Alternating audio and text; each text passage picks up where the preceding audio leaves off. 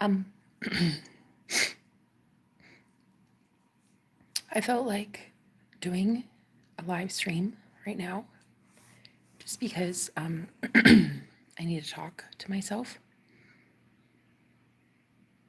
And I know I'm not going to if I don't do something like this. I have had such a bad couple of days. There have been fights going on, there have been breakups, there have been spiritual awakenings, there have been crazy ass dreams that have taken place. I met my twin flame recently, and I'm the real one. I'm pretty fucking positive. And I've heard that when you're having an experience with your twin flame, like when you meet, it's the most crazy experience, like otherworldly, out of body. I normally don't talk about this stuff because like I try to keep it pretty PG, but I know I have a lot of twin flames on my channel, and I really wanted to talk today about what's going on. So about a week ago, little over a week ago, I met a roommate at a pizza party. We were having a party for all my roommates, and it was like a meet and greet, and I was getting to know everybody. And then he just like walks in, and I had no idea that he even existed. It was like he came in, and everybody was just like speechless. They're like, "Who are you?" And he's like, "Oh, I'm room 5." And we were all like, "Room 5 doesn't exist, bro. Like, who are you?" And just a couple days before that, my best friend had had a dream where I was with this man, and we didn't know who he was. Anyway, a couple days later, after the pizza party, he gave me his Facebook info and told me to look him up on Facebook. And we like didn't. He's really close. He was really close. He was the next room over.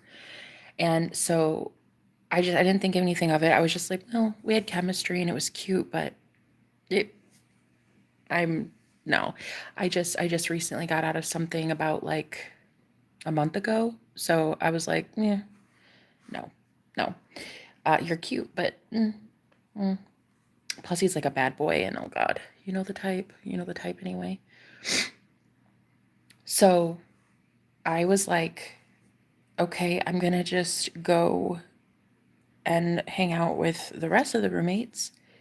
But there was this like intense draw to this guy, and I I couldn't stop thinking about him. Like when other people were talking and stuff, I just kept thinking about the guy that just got up and left, because he got up and left first. And I was like, we had already discussed archangels, we had discussed past lives, like in only an hour, not even. It was probably a half hour us talking. And I already knew that that was the man that my best friend had dreamt about me being with. And I just, I can't explain how I just knew him. It was really weird because the guy that paid for the pizza and beer, he's like really, really cool. And he's the one with like a very steady job here. And so he bought pizza and beer for everybody. And it was really weird because at the party, he got up literally when this guy, let's call him room number 5, when he got here, he the guy that bought pizza got up and left. Like within a couple minutes, he got up and left, and he went outside and he helped the neighbor with something. And that's when I knew. That's when I knew that that spirit was getting he and I a personal moment together. And so we had about, I don't know, like a good half hour just talking about everything, archangels, jobs. We're both Aries. We talked about us both being homeless and our journey up to this point. And conspiracy theories, and he's seen aliens. I've seen aliens. Like he's just like the most spiritual man that I'd ever met, ever, and the most real, the most like I don't know. I'm not okay. So I left the party after he did. The guy came back in, hung out with us for just a few minutes, and then room number 5 went upstairs and he left. And then I was just like kind of talking to everybody else, and I was just like, there's no connection to anybody else. I don't have a connection. There's no chemistry. There's nothing. It's like, it's not chemistry that I'm looking for. It's just, I was looking for just fellowship and like a fun time, right? It's like, I didn't even have fun. I didn't even have fun. The only time I had fun was with room number 5, and he was only here for a short time. He didn't want to participate with anybody else. Very much a loner, and was only there for me, basically. And we literally, everybody was like, what are you talking about? Room number 5? What the fuck? Where'd you come from, man? And everybody was convinced that room didn't even really exist. Like it was as if he was living in the fucking walls. And so a couple days went by. He gave me his Facebook info and said, look me up, please, and come over to my room anytime. And I was like, I just got out of something. I've been single a whopping month, so I'm not gonna do anything stupid. So I didn't do anything. I looked him up, but it's just like barely, because I couldn't find him, and I was like, whatever. If I run into him again, I run into him again, whatever. Well, a couple days later, I was down here, like just like this. I was doing a live stream, and all my friends were there, including my best friend who had the dream about him. And she had a dream. I think it was a second dream. I think so. Where she said that somebody was watching me in the house. She's like, somebody is spying on you in the house, and they're listening to you through a red Solo cup. And I was like, okay. I thought that was symbolism. So I was just like, well, that's cute. You've been accurate before. So who knows, I didn't think much of it. Didn't think much of it at all until I'm literally doing a prayer, a live prayer, just like this right here at nighttime, down here alone with 4 roommates in the house, right? And I get to the part where I'm literally praying over the house, and I'm asking for protection over me and the house, and like that no dark energy would be allowed in this house, right? Girl, tell me why. Literally, as I'm praying, literally before I even get done saying amen, that man walks downstairs, room number 5. And this is like 11 at night. He walks downstairs, and I'm like, what? All my friends were there. Everybody saw it. And he's like, hey, how you doing? And walks into the kitchen, grabs a freaking red Solo cup of water or something, I don't know, and a burrito, and comes out, and he just stops and he just stares at me. Like he stops in the living room, and he just stops and he just stares at me. And I was like, hi, what's going on? And he didn't even speak to me really. He just kind of sent energy or something. I don't know, but it basically, tall, dark, and handsome is exactly the kind of mysterious vibe he was giving. Anyway, I was like, I immediately thought, is this guy a protector? Like, is he like a dark knight or something? Like I was thinking he was some sort of like angel, like a dark angel or something, like a protector angel or something. Anyway, so we had the red Solo cup, and I'm sitting here like, I even asked him, I was like, what the fuck? Is that a red Solo cup? And he was like, yeah, that's my cup. That's what I drink out of. And I was like, oh my God. Oh, because the dream she had before, in the dream, he was sitting with me on the couch, and he grabbed my thigh and he said, are you ready for this ride, Jenna? That's the first dream. And then the second dream, I think, is when she said that there was the Solo cup. So I'm thinking to myself, like, what the actual fuck is this? So after he's literally just staring at me, and I'm on a live stream, and I'm like, you are really distracting. Really distracting.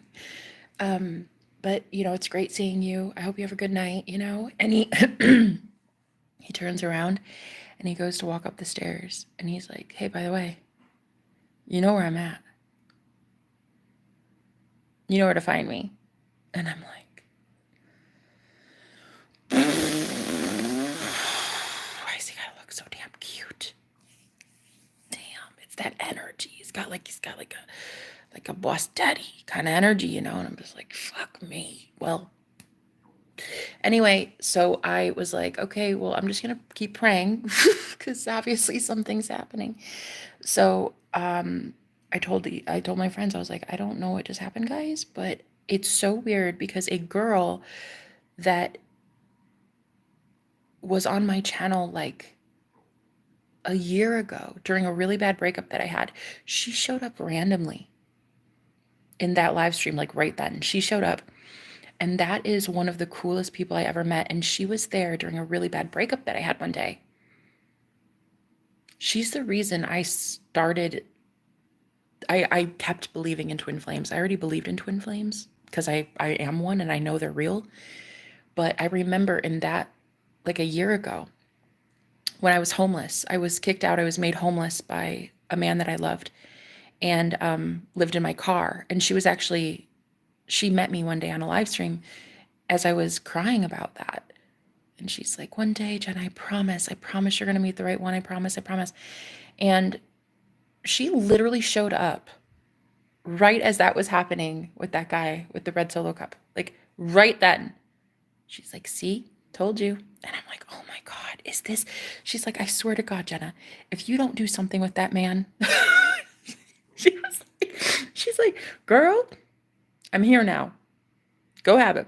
Like this is such a sign from the universe. And so everybody was just telling me, they're like, go do it, And I was like, guys, I don't even know this guy. Like he's like that. He's like that brooding, like bad boy, like he referred to himself as a ghost at least once and a missing person at least twice. So I was like, well, do I really want to get involved with that? Let's be real.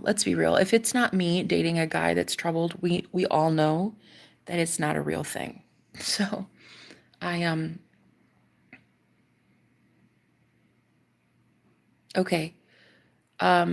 Anyway, so I was like, there's this inkling I have to go and talk to him. So I went upstairs and I knocked on the door. Like I tried to knock as quiet as possible. Because I mean, it's embarrassing. There was 3 other men up there. We all live upstairs, and the bedrooms are all upstairs. And so I was like, I knocked, and I was like, oh my God, hurry up and answer the fucking door. I didn't want anybody to see that I was going in there, right? Like that freaking mattered. Like anyway, the walls are so thin, and everybody could hear everything. Anyway, the point is, I enter the room. And it was as if I entered a different portal, like a different realm or something. Like within about the first 10 seconds, we were already making out. Yeah. He pulled me in, and I was like looking to make sure nobody saw. And he pulled me inside, and then he closed the door behind me, and then he just like grabbed my waist, and then we made out. And it was like, oh my God, it was so lovely. It was literally the best. It was like out of a movie. Really was. And next thing I know, I was spending two days with him, and it was, oh my God, you guys, I've never experienced anything like that in my entire life. I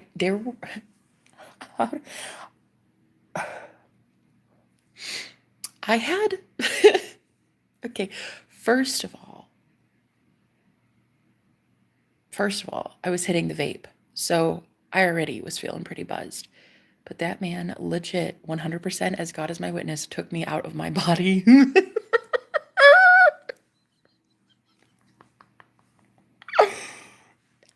I'm not kidding. That is literally the truth.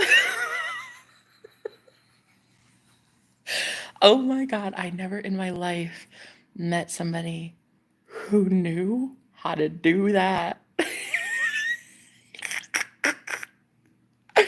It was as if we'd been together every day for eternity. And I said, because like the first few seconds I was with him, I was like, how do I know you? How do I know you? And he's like, I think we've been together in past lives, and this is a timeline where we never separated. Like he's like, this we never left this house. And I thought that was so weird. He's like, yeah, we never left this house. And we even at one time we were joking about this house or something, and he goes, yeah, you really own it. And it was along the lines of like, take it back, take this house back or something like that. And I was like, what is this? Like, do you remember shit? Like in a past life, like this is my house or something in a different timeline or something. I don't know. But he was like, yeah, I think that we've done this a lot of times. And he was just so nonchalant about it. Just like, yeah, I've always known you. And so then, you know, you know, right? You know what I mean? That happened. And then I was like freaking floored. I couldn't even believe what was taking place. I'd never experienced anything like that in my life. And girl, I'm 35, and that is sad. I've had a lot of partners, and nothing like that ever happened. And then this craziest part was, um, I think I have food in my teeth. I do. Did somebody say mustard? Is that what it is? Anyway, okay, so when he was drinking some water, I said to myself, he doesn't remember my name. I bet you anything he does. I said in my head, I said, I bet you anything he does not remember my name. He's just too good looking. I was like, listen, the dude's a fucking charmer, okay? He's a ghost, he's a bad boy. He knows what he's doing. I'm like, this dude has ladies lined up. Oh, he's a heartbreaker. This one's a heartbreaker. So I said in my head, I said, he doesn't even know my name. I bet you. And this was literally after it was the first night, and it was the second. It was the second day. I was like, I think it was the second day. I said, he doesn't even know my name. I bet you he doesn't even remember it. Like, because I started to feel so insecure, because sometimes that's how it is. You're around a really, really hot guy, and you're like, I've been ugly duckling my whole life. I started to have that feeling, like, like he wouldn't remember me. So I just in my head, I swear to God, you guys, this is the craziest shit. This is why I know twin flames are real. Okay. And I've seen this dozens of times throughout my year. I've been on this spiritual journey a long time. I've been a twin flame coach for 5 years at least. I've met several of these encounters. I've had several encounters like this throughout my journey. I'm not always ready for them permanently, long term, so they only last a little while. But I've had my twin flame show up in multiple different encounters over the last 5 years at least. Okay. So this is why I'm a twin flame coach, because my mind is so expansive and I believe in so much that I think reincarnation is real. And I also think that soul swapping or soul walk-ins are real. So I think that your twin can actually be in a different body, in different planes of existence, in different wherever you're at.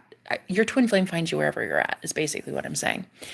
So he was drinking some water, right? Sitting at the edge of the bed drinking some water, and I was just laying down. And as he was drinking it, I said to myself in my head, I did not say it out loud, I said in my head, this dude doesn't even remember my name. I bet you anything. If I were to ask him, he wouldn't even remember. So I said out loud, I said, all right, I'm going to ask you something. And I'm not looking forward to finding out the answer. And it was going to be, what is my name? But he put the water down and he laid back. He put his arm around me. He said, "Okay, shoot, what is it?" And I got so scared that I didn't say it. I didn't say it. I didn't want to. I don't. No girl wants to find out that guy forgot about you. Doesn't even know your name. You know. So, I chickened out, and I went silent for about 30 seconds, and I just laid there in his arms, just ignoring that I even said anything. And he just quietly closes his eyes, and he goes, "Jenna."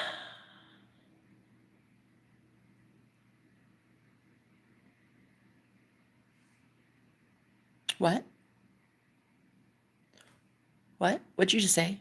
What the fuck did you just say? And I got so animated, so excited.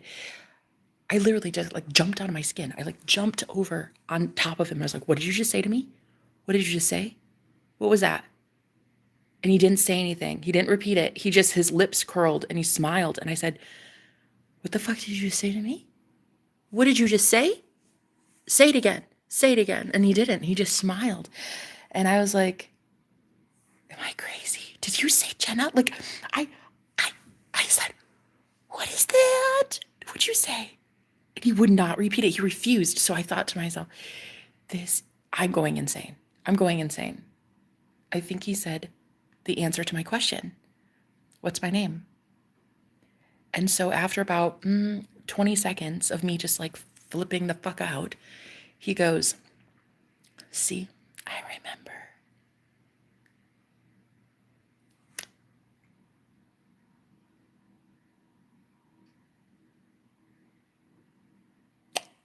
Mm-hmm. I fucking lost my shit. I was like, "Okay, I'm officially scared. What did you just say to me?" And again, he didn't repeat it. He only said it one time. But you should have seen the fucking smug look on his face. You should have seen the way that his lips curled up like he knew he got me. He knew. He fucking knew that it blew my mind. He knew a lot of things were blowing my mind, okay? Like, God. I'd like to think I'm pretty confident. That dude is leagues above me in confidence level. So I was like, "Did you just say that you remember?" And he wouldn't accept it or deny it. He just kept smiling. That's it. I was like, "The fuck?" You heard what I was thinking in my head. You heard me say, "I bet he doesn't even remember my name." You're in my head literally like you're in my mind. And during intimacy, I was in his mind. It was the craziest thing. I was able to almost read his mind, know what he needed to hear from me. I was able to, I, you guys, it was the craziest, most amazing experience of my entire life. I was literally speaking live poetry while we were having sex. I was legit saying poetry. That is no joke. It was the most magical, mystical, loving experience of my entire fucking life. And so, anyway, long story short, after that experience, I said, did you really say that? Did you say Jenna? And then I remember. And he goes, "Yes, I did say that."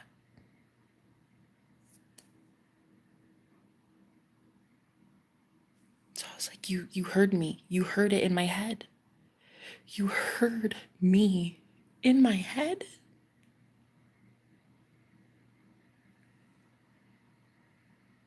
What is this? And it was just, I never experienced anything like that ever in my life. And I've had men in my head before. I've had men speak out loud what I was thinking telepathically before. I've had that, but it was not like this.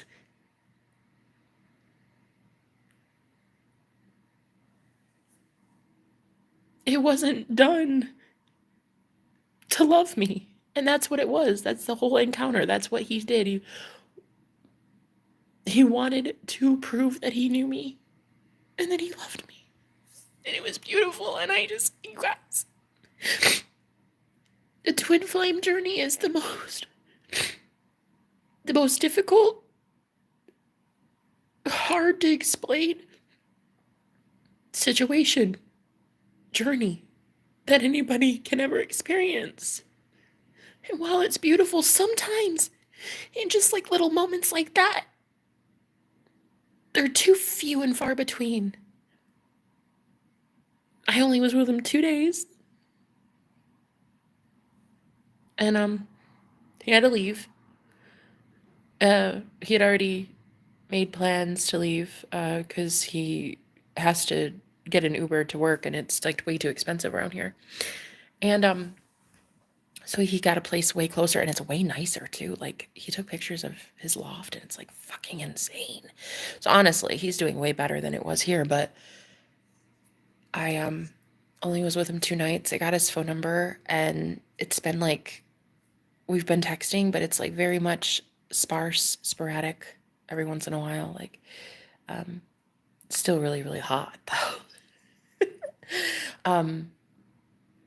Yeah, still really, really, really hot. But the craziest thing was just seeing God in him. Seeing a king, seeing a God, a true divine masculine, healed, whole, perfect, confident, sexy, stamina for days. Like, just seeing a true divine masculine in all his glory, and then seeing him just spoil me rotten with time, compliments, affection, energy, just love, love. And it and ever since then,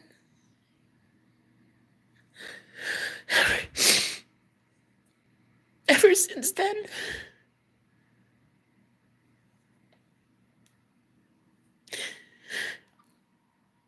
I'm not the same person. I'm dying. Part of me is dying. And it's happening so fast that I get scared a little bit at how irrelevant everything is in life.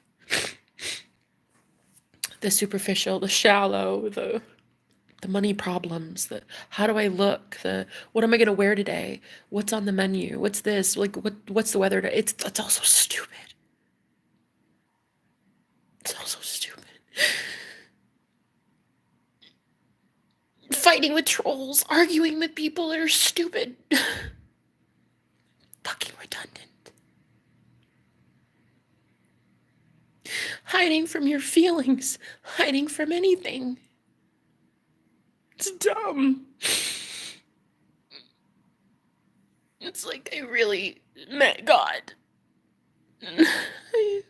I went to God truly.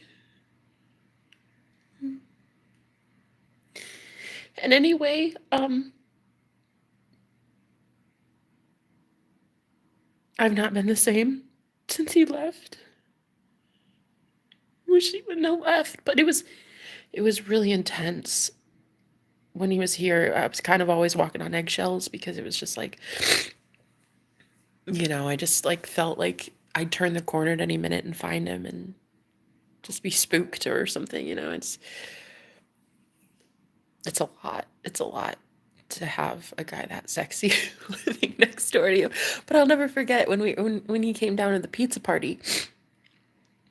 He saw me. I think that's why, because he could hear me laughing with the guys over beer, and I think because I was a little tipsy, I got a little carried away and I laughed a little too loud, and so I think that's why he came down in the first place. But when he sat down, he was like, "Oh, are you the girl from Wales?" because I have an accent like this and I talk like this all the time. And he could hear it through the wall. And he was like, oh my God. I was wondering if we had like a chick here from Wales. He's like, oh, that's you. That's your accent. That's fucking cool. Okay. I was like, should I be quiet? Because I didn't know you could hear me through the we have 2 closets and you can still fucking hear me. And he's like, nah, it's cool. You keep going. You keep going with that. So that was really cute. It was really cute. And I'm just going through this spiritual awakening. And I don't care about much anymore. If it's not him, I don't want it. And I really feel that way. If it's not that every day, I don't want it. I'm not entertaining anything else. I am not entertaining anyone else. There is nothing like that out there for me. Once you've had it, you just can't undo it, you know? I've seen it. I've felt it. I have been literally sent out of my body because of that man multiple times. And that had never happened before. It actually, to be completely real, and look, I'm very transparent and I'm very open about intimacy here because I'm a twin flame coach. So I'm a love coach. So I know that I have to be transparent and open about this stuff. I used to think that women could just only ever have pleasure that way, like 10%. I've read that like women only get like, they can have experiences like that, but like only 10% of women or something like that. And so I just always assumed that there was something wrong with me, or like I would just be I would just never be, happy. So I just assumed that that is just how it is, that women, don't always get to have that. And I've been with a lot of sexual partners, not a lot, but like enough to know that that's something's wrong with me. And anyway, I definitely learned there's nothing wrong with me. It's the wrong guy every time. It was the wrong man. So that's all it was. That's all it was. Ladies, when you're really truly comfortable with the person that you're with, oh honey, they'll take you to God repeatedly. Okay. It's all about the stamina, the confidence, oh God, it's him. It's him. I know. And I wouldn't be going through this spiritual awakening if it weren't him. If it wouldn't have been true and if it wouldn't have been real, I would not be going through this ego death right now in this way of just, I don't even care about anything anymore. It is the craziest feeling.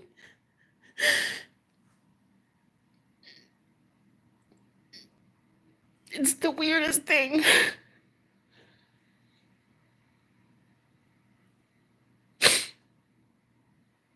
And I had just left everybody. I left an abusive ex-boyfriend a month ago. Was abandoned. He just dumped me and literally basically left me for dead in an emergency shelter that I had to pay for. I took every dime I had, except $6 to my name, just to survive, just to not be in the middle of fucking Nebraska in January by myself. I had to get an Airbnb when he dumped me, and it took every dollar I had. And I was told by God that if you do it and you love yourself enough, that there will be a reward in it for you, but who knows what that'll be. I just knew I needed to love myself enough to get away from a tyrant and an abuser. So I did. A month ago, I got away from the world's, I've never been with a man more brutal than that ever. And just diabolical. That man was just cruel, so cold. And I never thought I'd find anybody kind. I didn't think kind men existed, to be honest. I'd been abused my whole life. Men just just with me, it's just always been a man thing. Like there's just from childhood, like I had two dads. I was abandoned by both dads. Like it's just one of those things, you know. You just kind of assume that you'll never find anything because your track record shows that you're just gonna always be that girl, struggling, daddy issues, whatever, you know. And and then I meet this guy, and it's so pure and it's so fucking real. It's so real that I can't escape it. I can't escape. I can't. Like, I'm trying. I try to get out of my head about it. I try to journal about it. I try to like not talk about it. And then I do try to talk about it. I tell my friends about it and then I don't tell my friends about it. I'm trying everything. But it's otherworldly and I can't stop going through a dying process. And everything is coming to a close in my life, like the world's ending. Like I don't know how to explain it. It's like it's like end of days for me. Like this is my last time here or something. I don't ever have to do this again. Like there's part like my ego is dying. The part that needs validation, the part that needs to argue with people, the part that needs to be right, that needs to be busy all the time, that needs to be doing something, that needs to be stressing about something. It's like, even though I'm still technically like I'm not financially secure, there's just this feeling like it doesn't really matter. I don't care. Like I do care, but I don't. Like of course I care because I've been homeless so long that I don't like that feeling of fear. Like where am I gonna go? Where am I gonna stay? Those primal like creature comforts. Where are you gonna live? What are you gonna eat? Warmth, clothes, you know, things like that. That's that's kind of going away. Not because the fear isn't there. It's still kind of there, but it's more like whatever loving source brought me that man, there is a there is a there is something. There is something. There is a God. There has to be a loving source.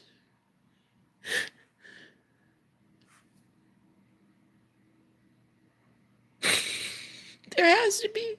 And I can't imagine that loving source ever wanting me in pain or struggling ever again.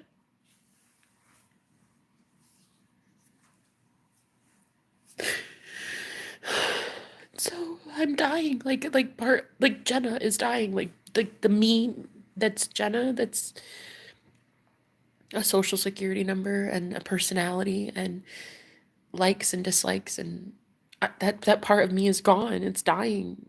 It's like my soul is here, but everything else is it's a moot point. Everything else is gone. I don't even know how I feel about that. Part of me wants to just like run to this guy. And I even told him that tonight, embarrassingly. I was like, I had a dream last night with him where I was sleeping. I was literally laying in bed, like on my back. In the dream, I was in bed, and all of a sudden, just literally out of fucking thin air, out of the sky, he just falls right onto me. In the dream, he just literally fell from the ceiling in the dream and just landed right on me. And I was like, how'd you get here? um so yeah, that was very weird. And I was like, I woke up and I was like, hey, did you have a dream about me? Be honest. And he didn't say anything. So he's kind of like that. Like he's the only person I've ever met that doesn't answer my fucking questions. You ever have that? I've never met anybody in my fucking life who avoids questions. Seriously, I don't know. It makes him more sexy. I think he thinks that, but it makes me hate that part of him. Anyway, so so I was like, the dream that I had, it's I don't think it's symbolic really. I think it's, well, I think what's happening is he, I think it's my subconscious telling me that I'm manifesting him properly. And one day he's just going to literally fall from the sky and it's going to be like, oh, he's here. But like right now, he's basically breadcrumbing me. One text every couple hours or something. It's like, it's pretty dry, but it is. It's been spicier, I'll tell you that much. But, but yeah, I just, I I want to like go 100%, run right to him, 100 miles a minute, and be like, "Hi, can you hold me? I need you. I miss you." But then there's like this part of me that's like, "Oh my God, girl, don't be that. Don't be that. Whatever you do, don't be that, okay?" But then I kind of did tonight, though. I texted him a lot and I was like, "I just really want to run to you right now. I felt a psychic attack tonight and I'm just crying and I just need something. I need comfort." And then he never wrote me back. So I was like, okay, okay, that's okay. It's okay. I teach people about this stuff. I teach people how to get through something like this. So don't worry, Jenna. It's fine. He's addicted to you. He loves you. He wants you. It's but here I am going through this, like I'm going through the biggest ego death. It's over. The world. For me, it's done. I don't know how to describe what it is, guys. It's end of days. It's the end of the Bible in the book of Revelation when you see who Jesus is. It's happening. At least to me. I don't know about you. It's happening to me. And quite frankly, I'm excited to see the second coming of Christ. I think he's a pretty great guy. I've loved him for a really long time. I've been picking up my cross and following Christ for a really long time, getting persecuted every day for it for years. So I'm not about to hate the unveiling. I'm not about to hate the apocalypse. I'm not about to dismiss it or run from it. The day of the Lord, I want the day of the Lord. I love the Lord. I love love. I prepared myself as the bride of Christ, so I'm going to receive Christ. Why not? It's beautiful. I am saved. Love saves all. Love is what saves us. And I am love. And he is love. And he's saving me, and I'm saving me. I'm saving myself by allowing love to permeate my bubble, my heart, my body, my mind, my soul. I'm allowing it. So I'm saving myself. And that's how it's supposed to be. There's no one else outside of you saving anything. It's you allowing yourself to be saved by Christ. So I'm beyond happy to have just recently met Christ. Well, in the flesh. I met him about 14 years ago out of body. I met Jesus during an out of body experience 14 years ago, but now I'm meeting the real guy in real time. So, El Cristo, the Christ, the higher self, the Savior. Gotta love it. The one that saves us from that stress, saves us from anxiety, saves us from worry, saves us from, am I good enough? Am I loved enough? That man looked at me like I was the most beautiful thing he'd ever seen.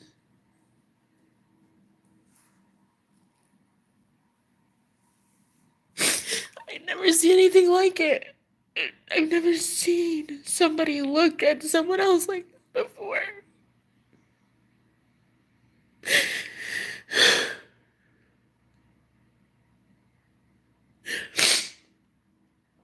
After having just been through so much, I mean, already this year, I was living in a shelter. I was abandoned by my ex, two exes. One, I was left at a police station and the other left me in an Airbnb with no car, no food, no money. two different two different men that I loved abandoned me, and it's only February.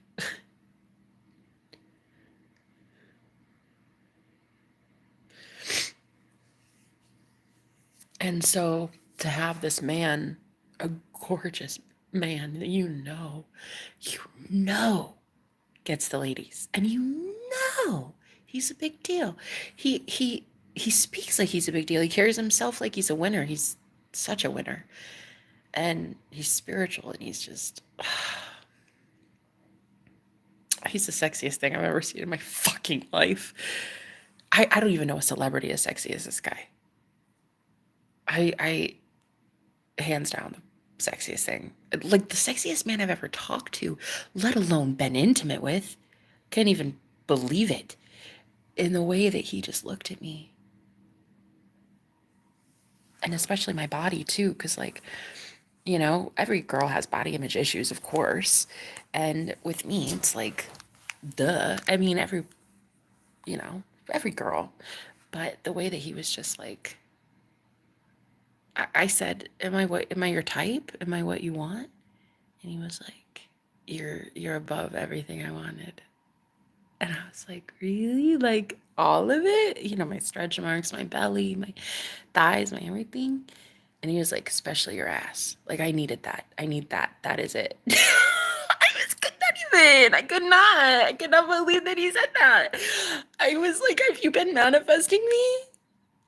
Because I think I've been manifesting you this whole time.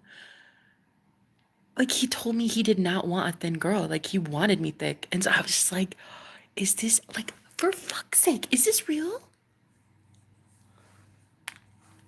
I don't know, girl. I never in my life. Actually, two men's trash is another man's treasure, I suppose. But the way that he never judged me, he didn't see me homeless. He didn't see me dumped. He didn't see me feeling low, or like he didn't question anything, my body count, how many men I've been with, how I got to be homeless. There was nothing like that. It was just, I love you. Let me heal you. And you heal me. It's insane.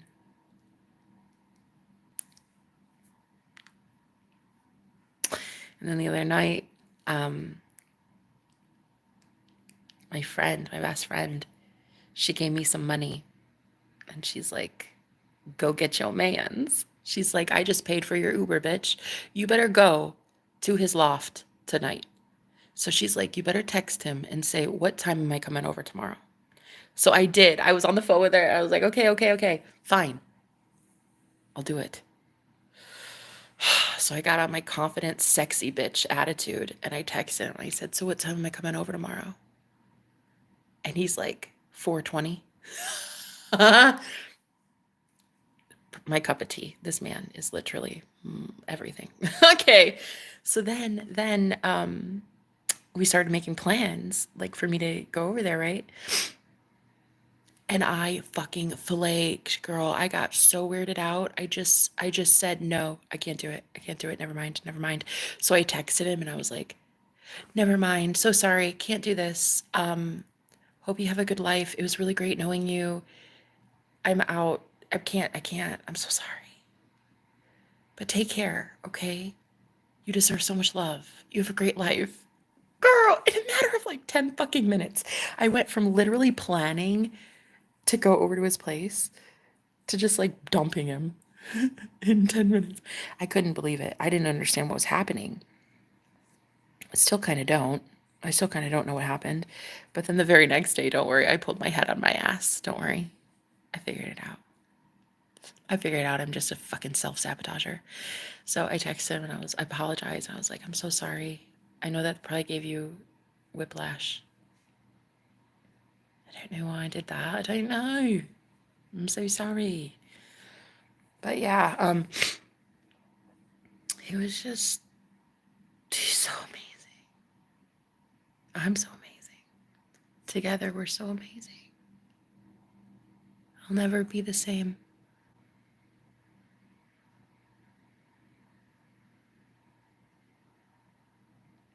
Listen, I can use whatever fucking words I want to use on my platform. I can speak in any way I damn well please on my channel, Sweet Cheeks. You can go somewhere or you can stay, but you're not going to tell me what to do. You're not going to tell me what it is I need to be in order to be saved by Jesus. Okay? When you meet the guy, you can tell me what it is that he wants me to do. But until you meet him, like I've met him, I'm not about it. I don't really care. I'm gonna have him tell me some shit himself, okay? So I would just really appreciate if anybody going forward, if you've got an opinion, you keep it to your damn self. My life is my life. My love story is my love story. The way that I'm manifesting is my business. If you want to stay here and listen to my story, my testimony, and how I manifest magic into my fucking life, you can feel free to stay, stick around, and subscribe. Otherwise, you can go somewhere because that's really the only two options you have at this point. Okay? So, this was such a beautiful encounter that it changed everything about me in a matter of, well, it's only been a week. And I'm going through so much catharsis. I'm going through so much healing. I'm caring so much more about myself and my values and like hearing myself think. I mean, as much as I love giving free readings to people too, like I'm a tarot reader, I love giving energy readings to people. I also realize it shouldn't be all about you. I want to talk about me too. And then it shouldn't be all about me. I want to talk about you too. It's like this balance that I never had before. In that I can give and receive, you know? So I'm really excited to see what it is that life is going to be for me. You're too pretty to cry, and it worries me when you feel the way you do when you cry. What do you mean? Hello, exquisiteness. Hello, Richard. You're too pretty to cry, Jen. So, Ryan, I'm going to pretend you didn't say that. Actually, I'm not going to pretend. I think this is where we part ways. I love you. But I'm not too pretty to cry. Crying is good. It's catharsis.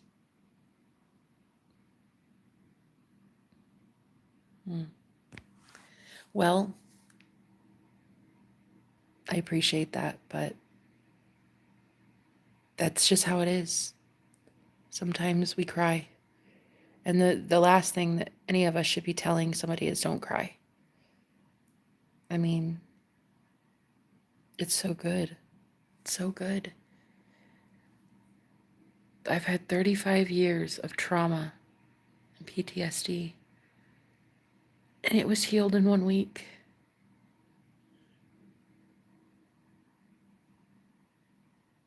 In one encounter.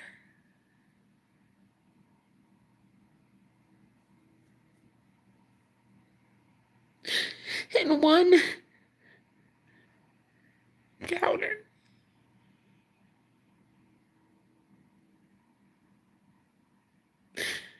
It can change your life like that.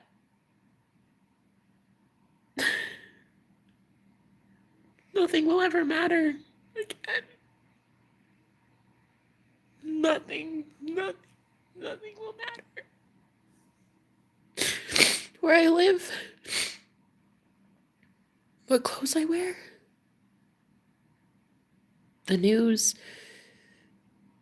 who likes me, who doesn't, how many viewers I have, if I get shares or likes or comments even, or what money's in my bank account.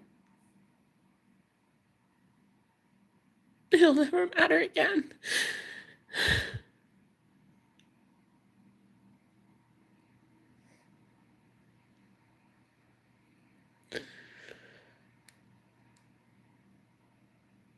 It really is truly over.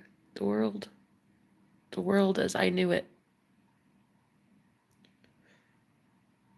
that chaos, that feeling of like, I'm going to be judged for this, or somebody's not going to like this, or I'm not their favorite cup of tea. Like in one weekend, or whenever this was, it was 2 days, and it was like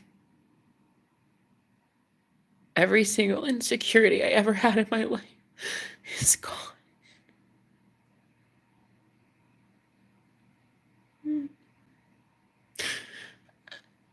I thought I was too much. I thought I was broken. I don't know. I thought that I was too much, but then not enough. Too loud. Too different. And then somebody saw me, all of me, and loved me in a way that I'd never been loved before. And I'll never be the same. It was a spiritual experience. It was very enlightening. And even if I never see him again, which I can't imagine, but if that were the case, I'll forever know that that man saved my life, saved my soul.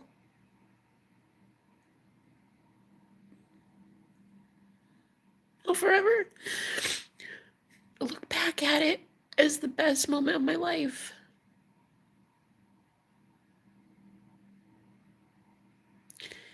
The moment I manifested literally the man of my dreams, and the universe forced us 10 feet from one another. We were running from love for so long, and it forced us to meet. Down to even the pizza party. When he came downstairs, and right as he sat down, everybody left. Like the guy went outside, and it was just he and I talking. Like even then I knew that was spirit orchestrating the whole thing. That was literally God orchestrating us getting to have a meet. He and I just meeting.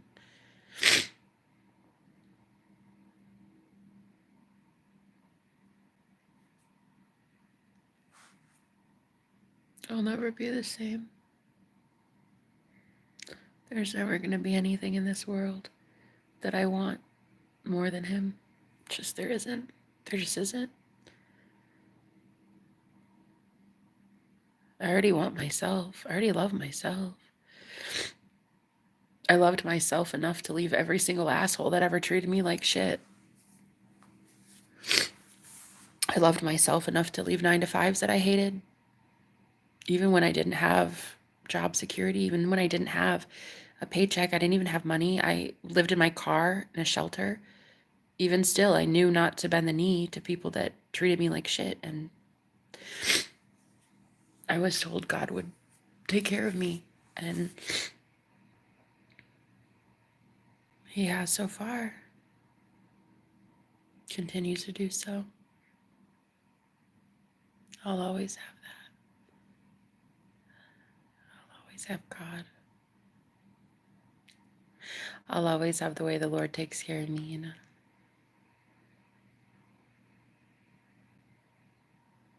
But yeah, I recently met my true divine counterpart. And now I'm dying. The me that was me is dying. And the me that is always eternally me is here. But that me doesn't even care to be seen or recognized or validated or even experienced, or my soul doesn't care to be known. It doesn't matter. It's like my soul is beautiful even if people don't see it.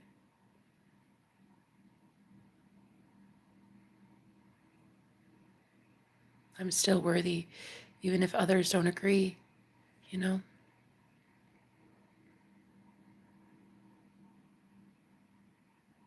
can't believe how beautiful it all is.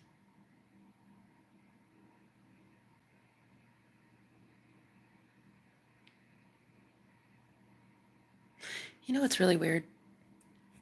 One of my exes that I loved more than life itself. Even to this day, he was the one that got away. We never stood a chance. When I met him, he was 18. There's no way we would have ever stood a chance. That was, yeah, no. No one approved of that. And, but he was like the deepest, most spiritual, awakened man. He was such a godly man, such a divine masculine, a protector of so many people and me. And I remember one day I was high and I was looking at him and I was so in spirit that I could see his aura. I could see his shield. He had an energetic shield on his chest. And he didn't have a shirt on. He had pants, but he was just shirtless. And I could not stop staring at him. And he's like, "What's wrong?" And I was like, "Don't you see this?" And I would like look around him and I was like, "Can't you see that? Do you see that? That's your shield. You have a shield, a literal shield that you has been on you for past lives. It won't go away. It's like a literal spiritual shield that you get in every lifetime." And I saw it. I saw a shield on his chest, right? Anyway, that ex of mine, we never really got to have anything. It was so beautiful, it was so powerful.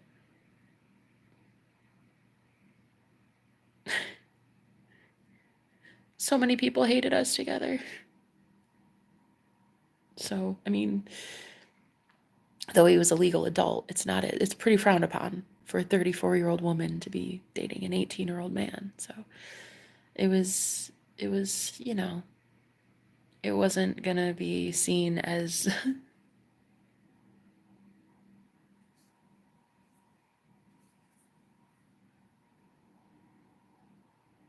so that love was taken from me.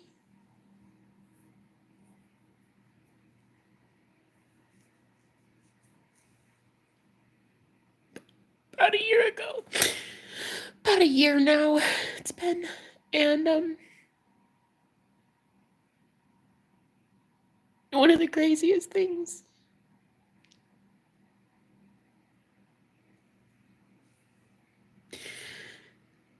the man that I was with last week, the one that I am in love with that I can't get out of my head,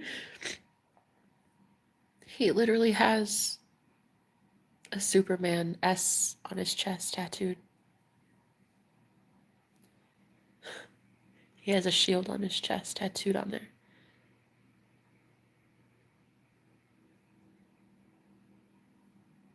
And he did all the same things in the bedroom.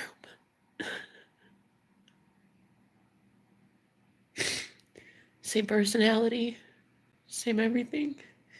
It's kind of weird. It's kind of weird. I don't know how to describe it. And I don't know.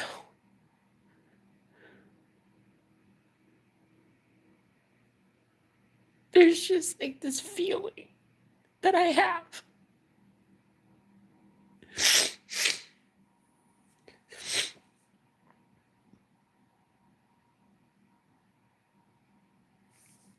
That was something that wasn't supposed to be taken from me. That wasn't supposed to be taken from me. That was mine.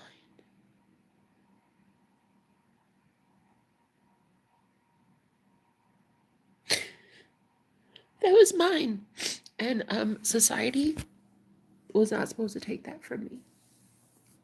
And God is giving it back to me.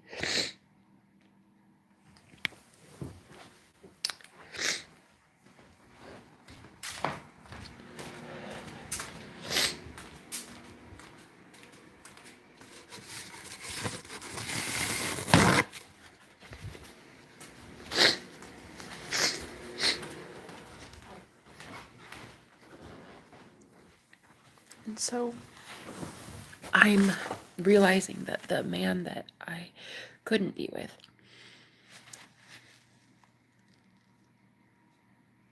I didn't fight for it because there were so many people that were up in arms about it. His family did not like it. I was old enough to be his mother. I wasn't a cougar. It just landed in my lap. I wasn't even searching for it. Neither of us were looking for love. It wasn't like a dating app. We just met. It was kind of crazy because I had met him at a fast food restaurant where I was getting free Wi-Fi so that I could stream from my car when I was homeless. I was in my car, living in my car. And he had just started at that Jack in the Box like 2 days before I got there for the first time. I've never been to that one. And we just happened to meet, and it was like we fell instantly in love. But yeah, it was so difficult to let that man go. I never really could. Every time I would become single again, like if I met someone, and I'd met a couple people since then, he would call me. It was weird. It was like he could tell that I was single. He would reach out to me when I was either getting in a new relationship or leaving one. And each time I was like, leave me alone. I can't be with you. Don't you get it? Society doesn't want me with you. Nobody wants me with you. Can't you just please leave me alone? Stop torturing yourself. Stop torturing me. I can't have you, so stop. Just stop. I can't be with you. And I would lie to him, and I remember one of the last things I said to him. I wish I never would have said it, but I did. I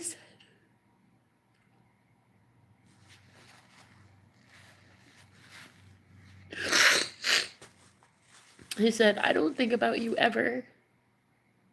You never even crossed my mind. I would never go back to you. Leave me alone. Leave me alone. You go live your life. I'm gonna live mine. Leave me alone. It's just because I couldn't fight for it.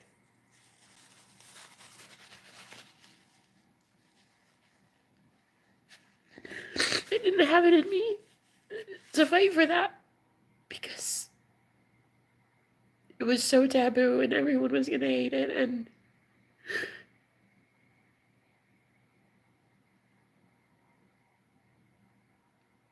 again, I never met him before he was 18. Like, he was always an adult. The whole time I knew him, he was an adult. But it doesn't matter. It's still there's a stigma, and it was really, really tough, and I had to let it go. Even though it was the most intense love I'd ever experienced. And it just never went away. And he would just, every like 6 weeks or so, he'd call me for just like 30 seconds. He'd call me on like a blocked number, and he'd just say, "Are you okay? I love you. Are you safe?" And then he would just say, "I love you," and hang up. And he never got over me. And I never really got over him either.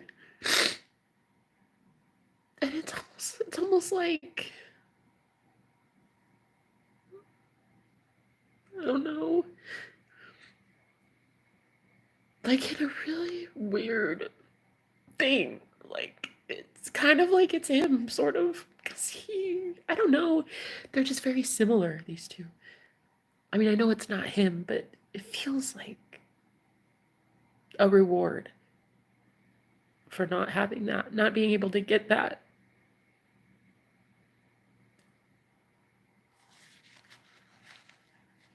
So just, I'm dying. I'm dying. There's a big part of me that's dying off. I'll never be the same. I'll never care if I'm judged. I'll never care if people like me, if you approve of me, if you don't. If you like what I'm about, if you like what I do for a living, if you like my body shape, if you like, I don't care how much money I have in my bank account, what clothes I wear, what address I live in. It's so irrelevant. It's so, doesn't matter. The only thing I want is him.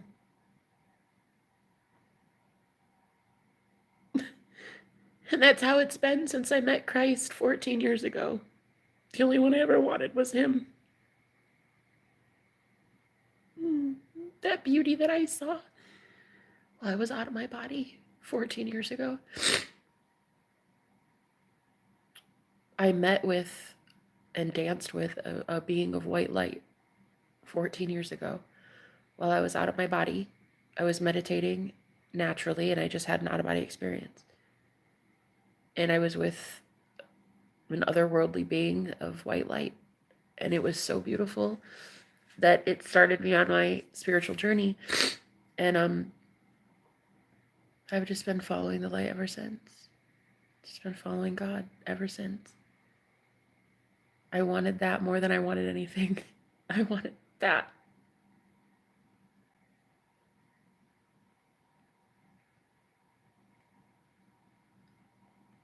I wanted God more than I wanted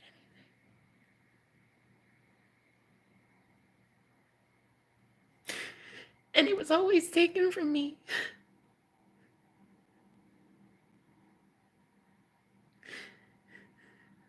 Just, it could never work. It just never worked.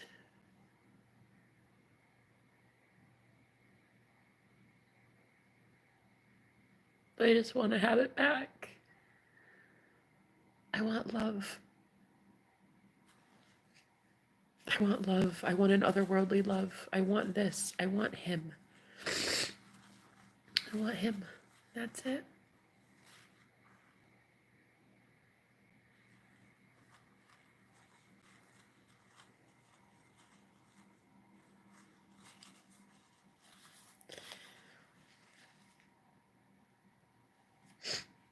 I'll never be the same. This man changed my entire life in 1 week. In only 2 days. We were only together 2 days.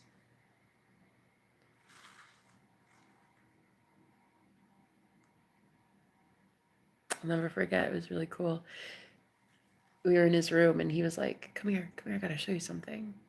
And so I walked over to the window and he pulled back the curtain and he's like, you see that? Look down there. And I looked, I couldn't see what he was talking about. I was like, what am I looking for? He's like, that mirror, you see that mirror right there? No. I was looking at the neighbor's yard and there was supposedly a mirror and I was like, no. Thinking to myself, is this dude crazy? Oh God, not one of those, I hope. But he's like, nah, come here, look right there. You see that right there? And I was like, oh, okay. Whew. Yeah, I see it. Okay, I see a mirror. Yes, thank God. Okay, what about it? And he's like, look at it really closely. And so I looked at the mirror and I started to see cars that were reflecting from the street.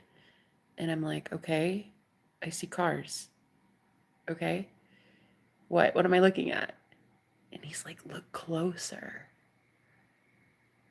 Okay, so as I looked, I saw cars passing in the mirror that weren't on the street. And I looked closer and then I would see cars pass on the street that weren't in the mirror. And it's like there were two different like roads or something. I was like, what the fuck? And he's like, exactly. It's a portal.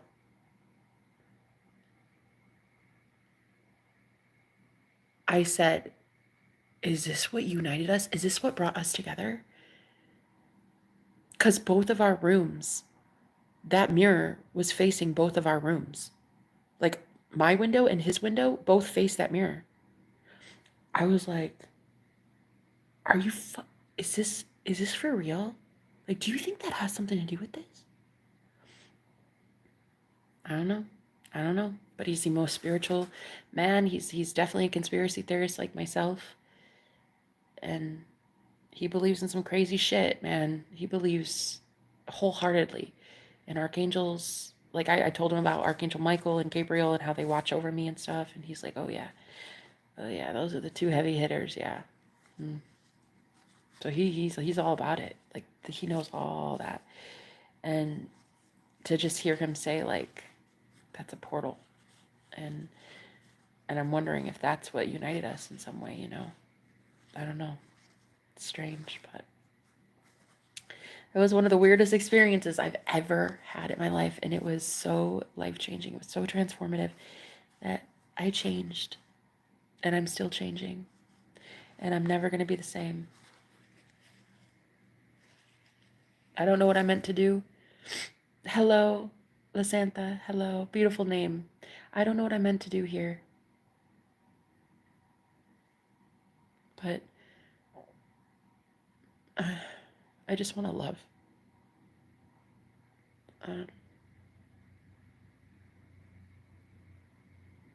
All I want to do is love. That's it.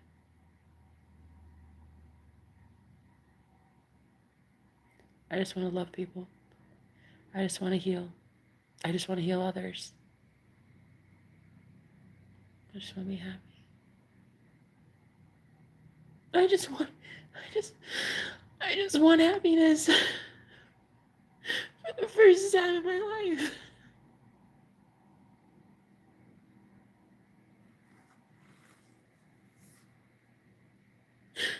I just want to keep it. I just want it. I want it.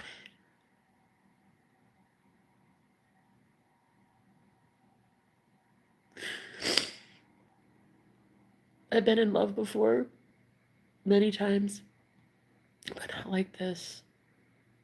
Not like this. The only other time I went through something so life-altering was when I met Sebastian, the 18-year-old that I told you about last year. That man was a high priest and he saved my soul. And that's the only time I remember feeling like this. And these two have so many similarities that I'm convinced there's something going on that I don't necessarily understand yet. But I had never been loved deeper than this man and Sebastian in my life. A woman knows when she's loved. And soon the whole world will know when a woman's loved. Everyone will know. Everyone will feel it. It's a frequency.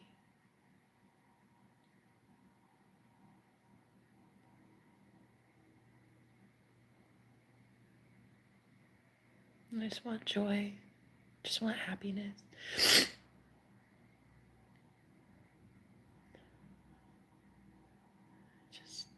I just want to be happy. Oh, thank you, Sarayan.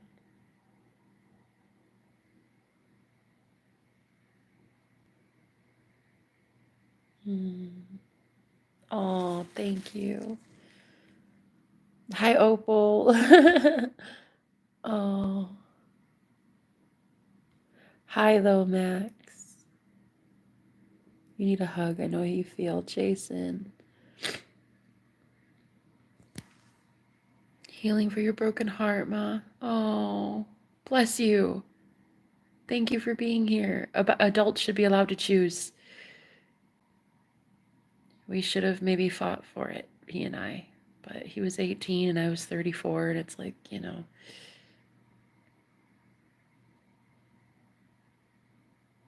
sometimes I do regret.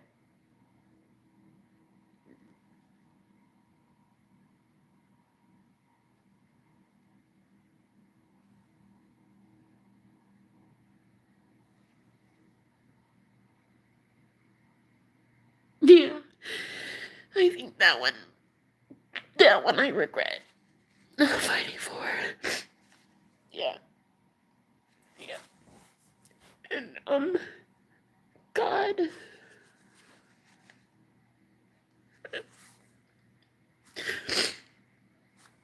Hopefully, God isn't gonna let me go too long without that.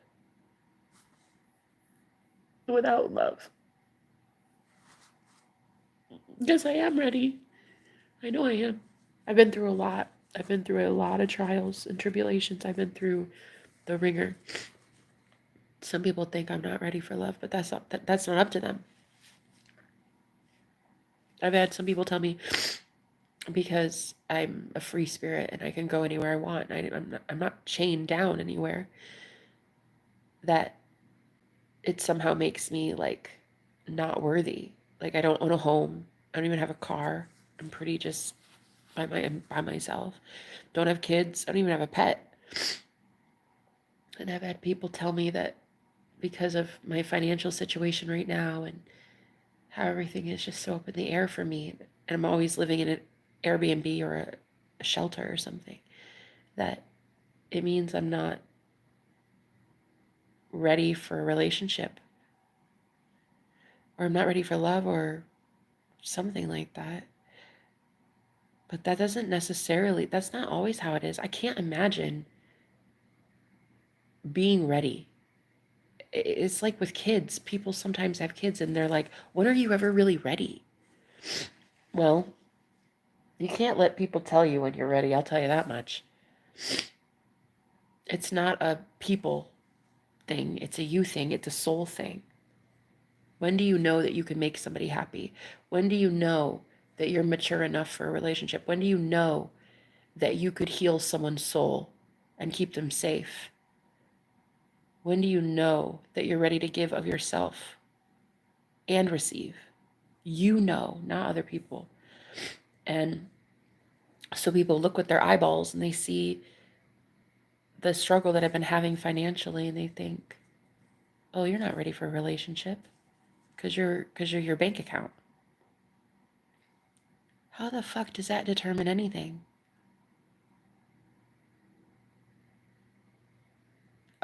Numbers and a bank account. That's really what we're basing it on?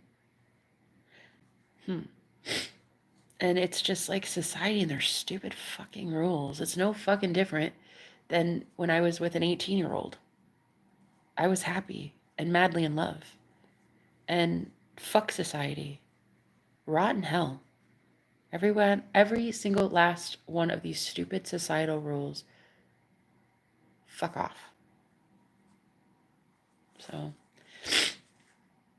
I just can't do the social norms anymore.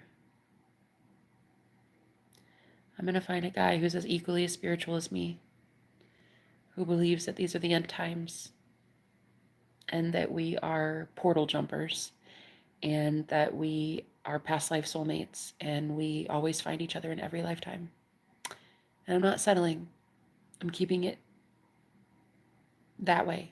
That's who I want. And I want him more than I want anything. He's beautiful. And I'm beautiful.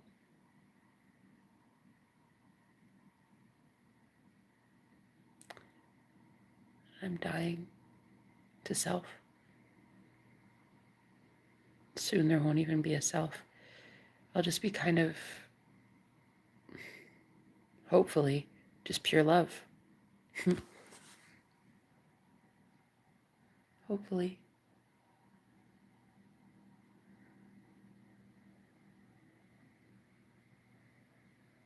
I just want to emit the frequency of love so drastically that it saves everybody. It protects everyone and it keeps everyone safe and it transforms everybody's soul. You know, I just want to be love. I want to be literally the epitome of love. When people see me, I want them to think that right there is a being of love. Like, that's it. That girl works for God. That girl is God. That girl is a godly girl. I want that. I want that. I want literally my entire existence. I just want to be a walking, talking heart chakra. That's all I want. But I don't want to be a bleeding heart to a point where I'm stupid about it and people hurt me, you know?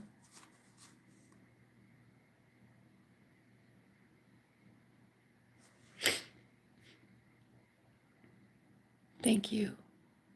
Your story is so bittersweet. Yes, Kali. Thank you for being here.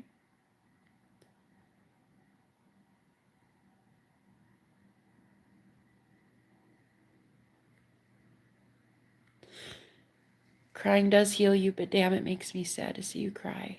I understand that it's needed to heal and release. Yeah. There are so many divine masculines, including myself, that are here for you, Jen. I know. I feel that. I feel that. What happened? Just, I met a guy, the best, sweetest, most loving, most generous, most sexy, confident, perfect man I've ever seen in my entire life. I didn't even know they made them like that. I didn't even know they existed like that.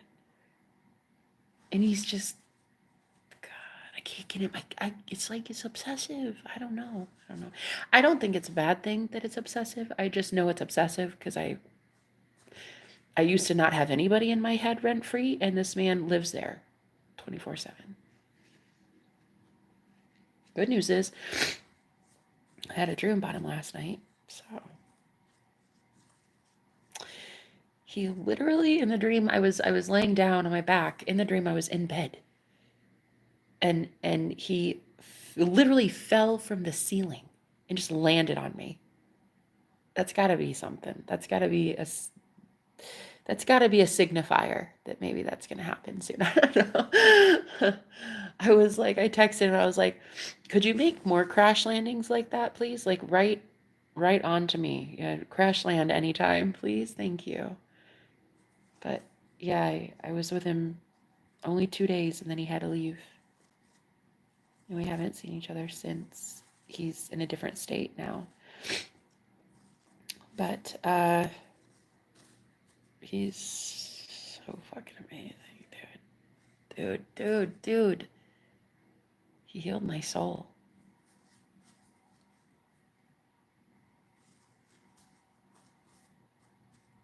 Can you be in love with somebody only after 2 days? Can you? Have you guys ever been in love that fast? It's possible, right? Love at first sight is a thing, isn't it? I mean, I know that that's not what society would say. Fuck society. I'm not asking society. I'm asking you guys.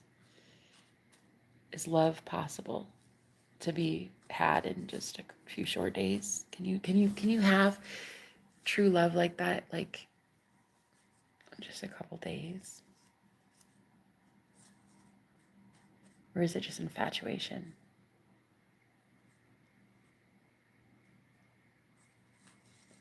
Is it just lust?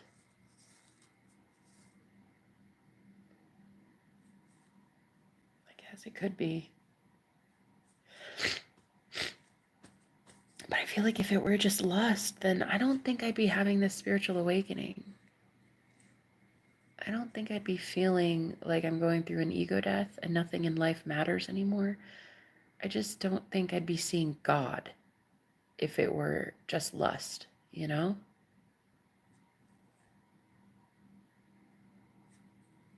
I think it is real. I think love can happen at first sight and it can happen in 2 days. Bless your heart, Lulu. Thank you so much, honey. Yeah, I think you're right. I think true love at first sight can happen. I mean, he knew like I just the second I entered his room, like within 10 seconds we were already like making out and I was like, "Wait, how do I know you?" We were cuddling and I was in there 5 minutes and we were already cuddling. And I'm like, "How do I know you?" And he's like, "You know me from a past life." In some timeline we never separated. And then he said, we're still in this house. In another timeline, we never left this house. That's what he said to me. But we were both renters here. We're both renting these rooms. And he implied that in a past life, I like owned this house or something, and we never left. It's weird. I wish he were here again.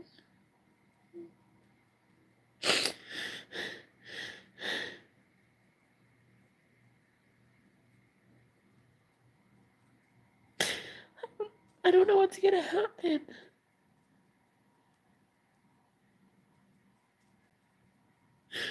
I just want it back.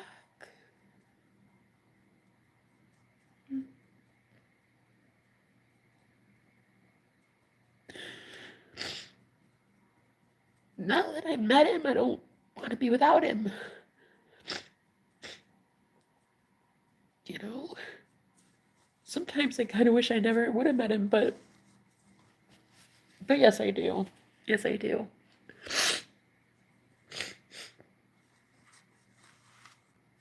Thank you for letting me cry and holding space. I just need to cry. I just needed to hear myself say some things. Nothing I haven't already repeated and said out loud before. I just need to see.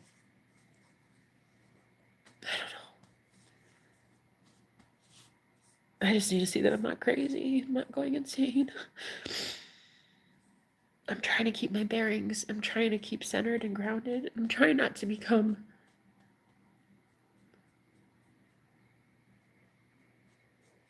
I'm trying not to be too obsessed, you know?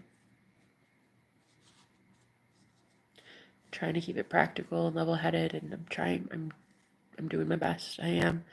I'm trying to make sure that I'm mentally safe so this doesn't drive me insane. I'd like to think I'm doing an okay job. I still like to believe I have a sound mind after having met somebody who literally took you to God. Like, got you to see God. How do you stay sane after that? Well, you lose everything else that isn't love.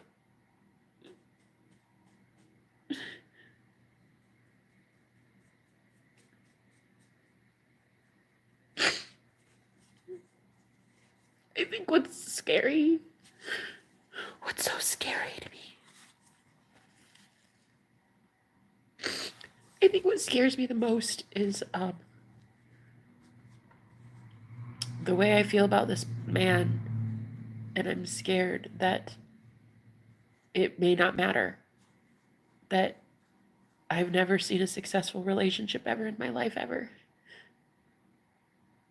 No one really that I know is in a successful, healthy, vibrant, sexy connection. It's like always been monogamy, and it's always been ending in divorce or abuse or cheating or lying or something. You know, it's like, I think my concern is that I feel this strongly about someone, and like, so what? Like, what if I can't get it? What if I can't have it? You know? It's my deepest fear, being this close, yet so far away. Having a desire, finally having a want. Finally having something to want. Finally having a desire. And it be so prevalent and so real that you want it, you crave it. And then what if you find out that the universe doesn't want you to have it? What if it's not possible?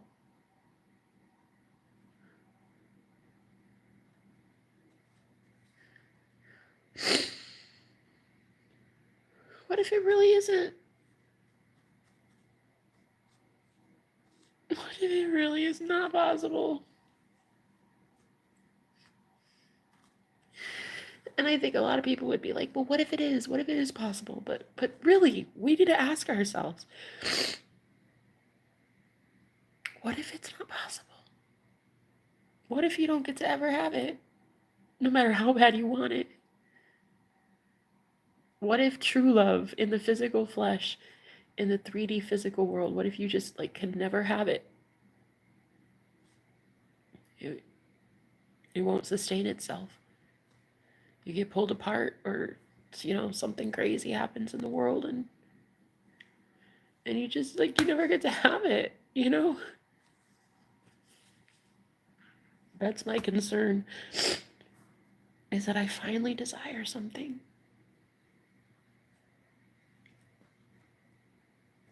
And all this time I've went without desire on purpose, because I didn't trust that the universe could give it to me. So I just pretended I didn't have desires, really. It's like I would just kind of lie to myself and be like, oh, you don't really want that. It's fine. You don't need that. You don't need it. It's okay. And I could literally go with the bare minimum. I mean, down to just everything I own in 2 duffel bags. Literally just not eating anything. Not having a desire at all. And then he is now a desire that I have, and I don't know how to handle that. What if I can't get it? I think I'm so scared about that. Like, so many people out here trying to find love, on dating apps and putting themselves out there all the time and trying to manifest love and stuff. And it's like, what if you do get it though? I had it. And then what? What if it's really not possible? What if we're all being lied to? How many successful relationships do you know? I'm talking the hot and spicy kind, the kind that 2 people can't keep their hands off each other. They build together, they heal together, they go to God together, they get better together. I'm talking about that. Like, how many do you know like that?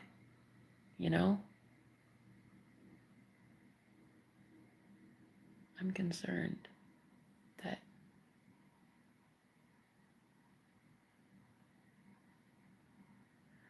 I want something. I'm scared to find out the universe doesn't care that I want something. You know what I mean? Like God may actually just feel like a tyrant or a narcissist, or like I'm gonna have my ability to love stripped from me because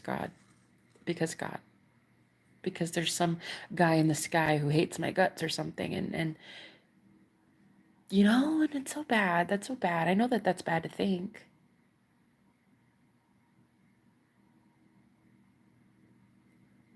I know.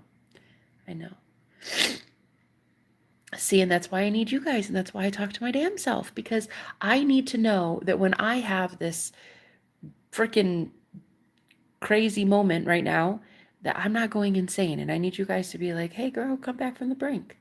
How about you not talk yourself off a ledge, okay? Could you come back to society and come back to Normalville, please? Because I don't want to go crazy.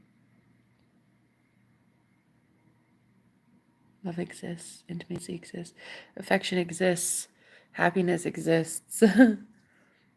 Let yourself cry and feel, and admit your fears and doubts out loud, and they'll pass. It may feel real in the moment, but you always see projections and limiting beliefs for what they really are. Exactly. Hello, Yari. I was literally just talking about you. I was talking about how it was so ironic that you came in that day. Thanks, Entropy. Appreciate that, honey.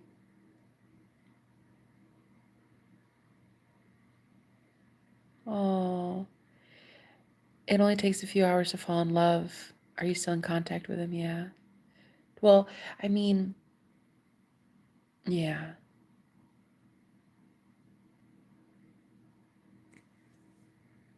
So I have this it's starting to get easier and easier because I'm already so psychic that I can see other timelines very easily. But I have this ability now to, like, when I'm laying in bed, like if I'm drifting off to sleep, I'll imagine him laying right next to me. And I can even hear his voice too, like whispering in my ear. And it's starting to become more and more visceral, more and more real. And so I'm wondering if that dream I had last night, where he literally fell on me, he fell on top of me from the ceiling when I was sleeping. Like in the dream, I was on the bed on my back, and he just like fell from the ceiling and fell right into me. It was freaking crazy. I'm kind of wondering if that meant something. I don't know, but I'm trying to manifest it. I think when I speak like this and when I just hear myself think, I'm hearing myself say, I really am ready for love. And I want it.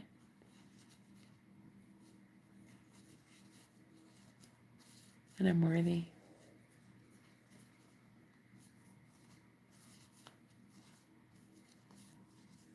And he's so good to me. He's so good to me.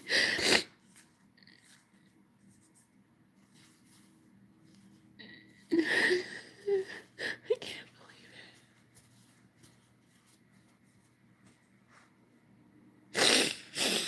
I can't believe I manifested the absolute perfect person in my life after suffering so long. Not getting any manifestations I wanted. I was like blocked. I was like kicked out of the kingdom of heaven. I felt like I was kicked out of heaven.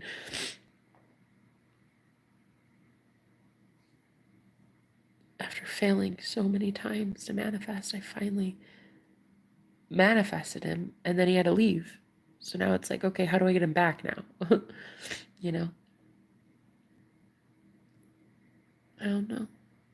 I'm hoping that I do know. I'm hoping that when I teach you guys how to manifest, I'm hoping I'm not blowing smoke up my own ass. And yours too. I hope I know what the fuck I'm talking about. Because we're about to have to find out if I know what the fuck I'm talking about. Don't let the tears bring you down. Oh, they're not. They're lifting me up. Never doubt, because you've manifested so much already. There were so many times you were unsure of where you'd sleep or what would happen, and right at the last minute, you suddenly received. You're so beautiful. Remember, your reality is always going to show you what still hasn't been casted out. You taught us this. You missing him is revealing some projections that are still lingering. You manifested so much. You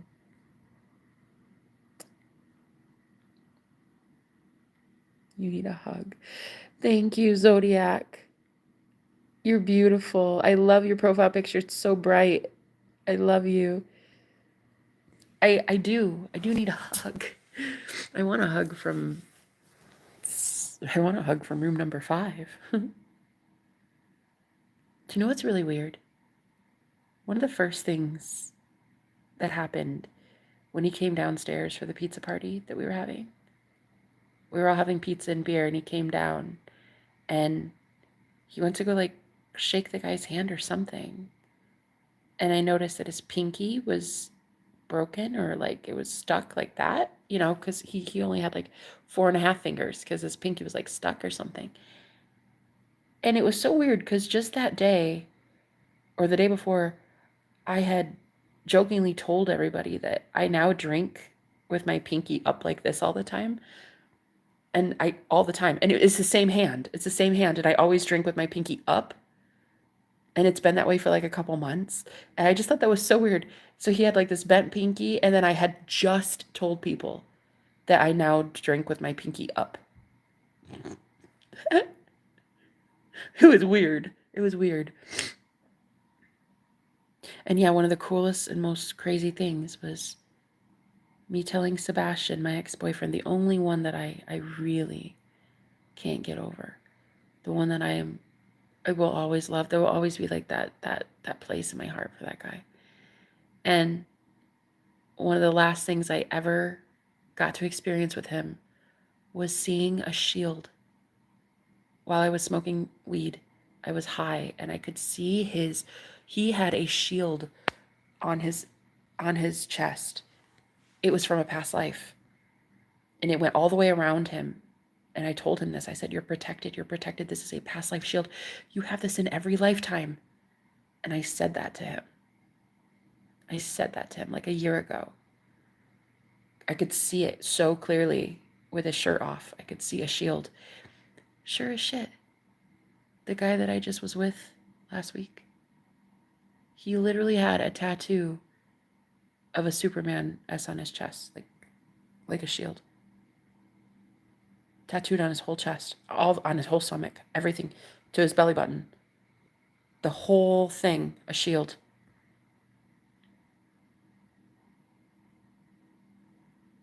It was crazy. I don't know, girl. I don't know. I don't know. All I know is shit's getting weird, man. Shit's getting weird, okay? Shit's getting weird out here in these spiritual streets. Shit's getting weird, man. The string of fate. I'm wondering.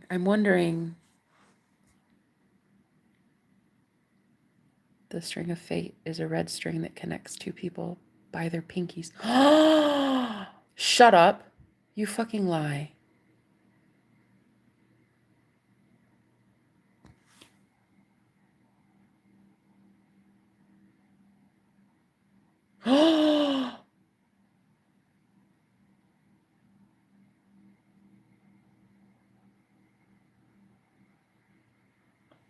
Shut the fuck up. Stop. I've heard of the red string of fate. I didn't hear that it was tied around pinkies.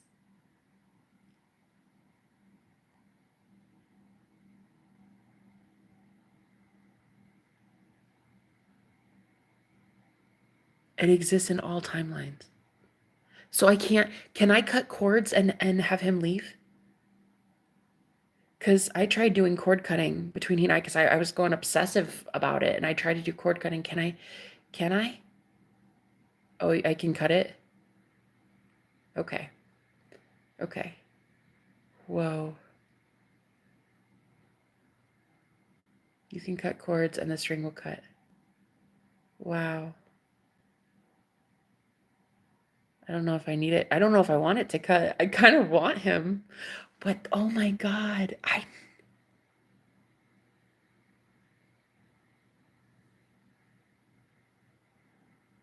How do you attach it back? Oh, you poor thing. I'm so sorry. Yeah, I know the feeling, not being able to cope.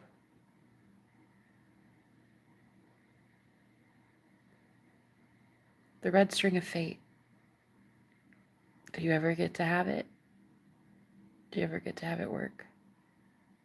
If you get to have it in every timeline, is it going to work for me? You simply manifest it back. You manifest the red string connecting your souls.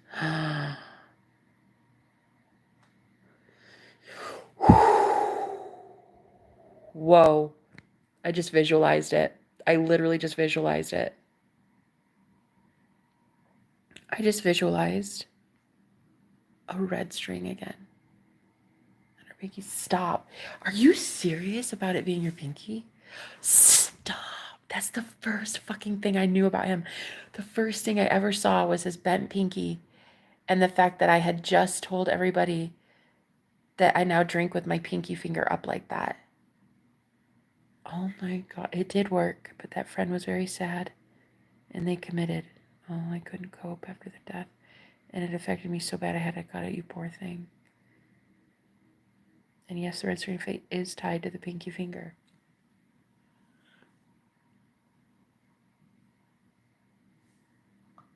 Unbelievable. No fucking. So it's easy to bring it back then because I cut it. It's you can just bring it back. So no wonder he told me that we had past lives together. We did.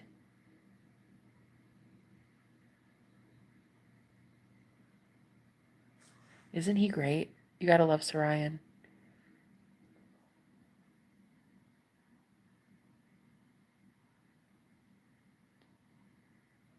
Oh my god.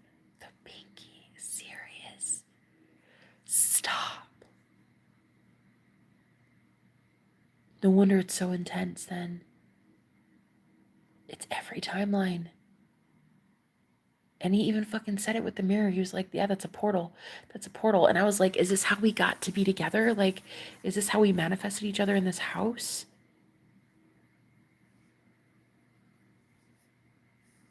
Yeah, I mean, I'm talking within 5 minutes of being alone with him. He was like, we're with each other in every timeline. That's how you know me.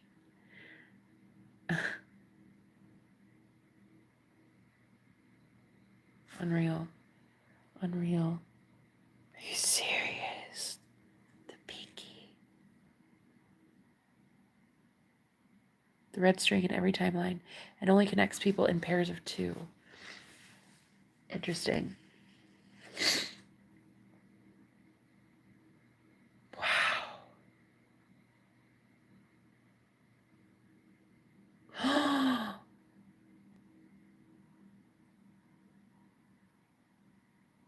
Oh, stop. I pinky promised something, I think, to Sebastian a year ago. I'm all of a sudden remembering that he and I did a pinky thing. Is that real? Or is that my imagination? I think we did that. I think I said, like, promise me something, and we promised, and it was pinky.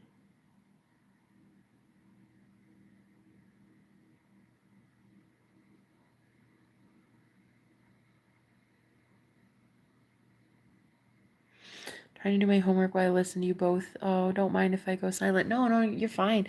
Yari, I love that you're here. I love that you're here. So tell me, Sir Ryan, you promise you can get this back because I cut it. I tried to do some cord cutting between. Did I? Yeah, it was pretty obsessive. I think I did at least 1 session of cord cutting. I think so. I can't be sure. I can't be certain. I think I did. I normally do cord cutting like twice a day between me and everybody because I don't want to be attached to anybody. But with him, I'll make an exception. Oh, we love you too, honey. So you're saying that you can just manifest it back? Just visualize it back? You just will it back. Yeah. In the same way that you will it away, you will it back. You know? I kind of like that. I kind of like the idea of the red string of fate keeping us together.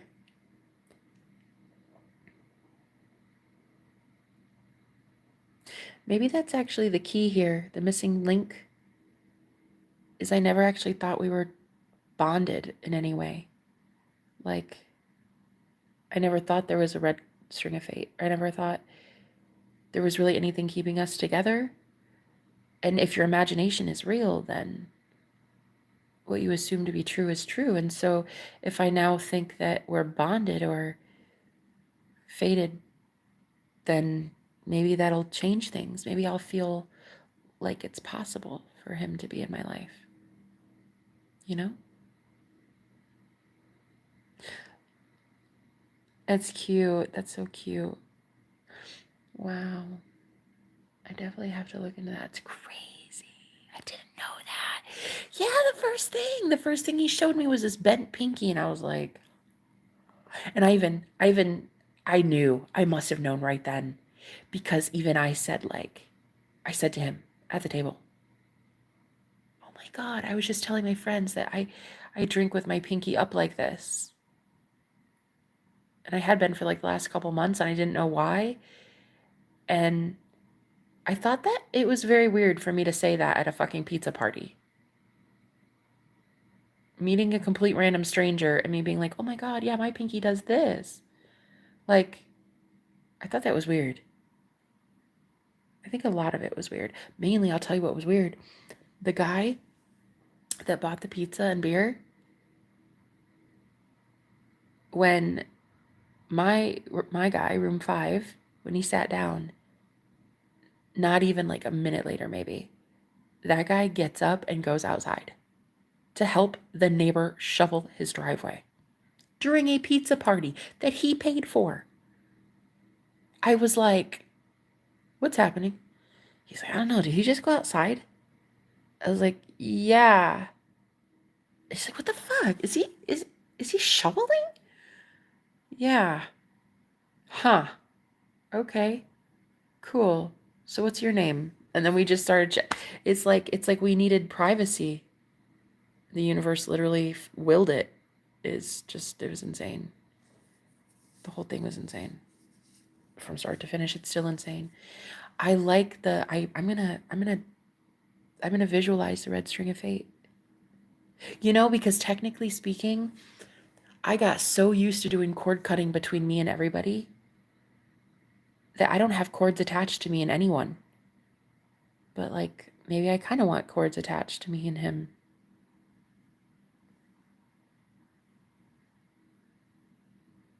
There's nothing wrong with that. There's nothing wrong with that. Like, just like there's nothing wrong with signing soul contracts. People get it so twisted in spiritual community because they think that like having cords of attachment between you and someone is always bad. No, it's when it becomes unruly, when it becomes so obsessive, when it becomes too many cords that it becomes you can't get away from that person. That's when it should be cut. But there's nothing wrong with a healthy individual and a healthy individual being bonded in some way. I don't think. I don't know. I've never been healthy and I've never had a healthy partner. So I don't know. The red string was made by gods. It can tangle and stretch, but it will never break. Unless you will it. It is tied around pinkies of two souls who are destined to be soulmates and will one day fall in love in every timeline. Wow. And they will one day fall in love in every timeline.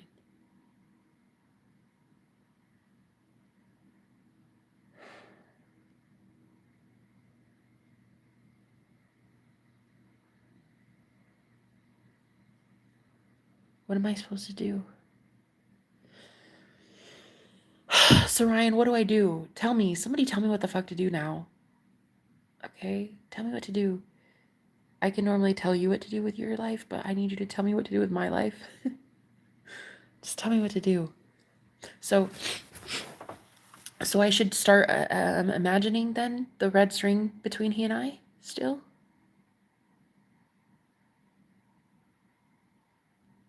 Put that back. Put that back. I'm going to put that back. I feel like cutting cords up to this point with everyone was a very good move because it freed me so that I could love myself and not be involved with other people so much. And so now I can finally establish healthy cords of attachment between he and I and the people that I love, right? So if I willed cords to be cut, then I can will cords to come back, of course, duh. Talk to him. Your souls know each other. He confirmed that already. Yeah. You mean remotely? Because like I texted him today and he didn't respond really because I got like pretty heavy with it. I was like, yeah, I said, I just really want to run to you because I'm just so sad and I need comforting. And then I got this overwhelming telepathic message that He's terrified to be relied upon. Like he's been so independent and so lone wolf for so long that he's terrified to ever let me down, break my heart. Talk to him. So you mean telepathically?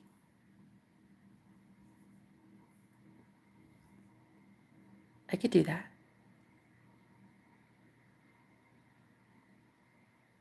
I can't believe it. I'm going to actually have this guy. I'm going to do it. I'm going to do it. I'm going to do it. I'm going to have it. I already have it. It's mine. It's mine. It's mine. No one can take it. No one can take it from me but me. And then if I want, I can bring it back. I'll just wrap it around the pinky. Try the first way. He said your name was telepathy. Yeah.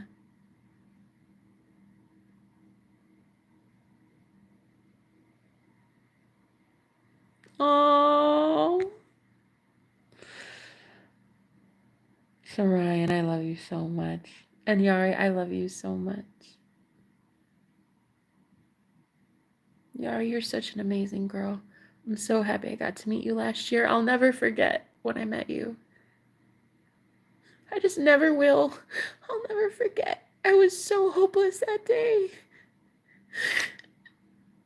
And every single time. And when I met Sebastian, you were there. And when I met this guy, you were there. It's like it's weird.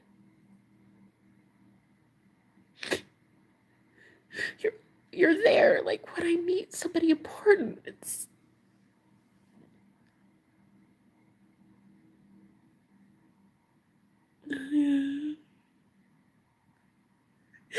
I want it so bad, Soraya. You have no idea.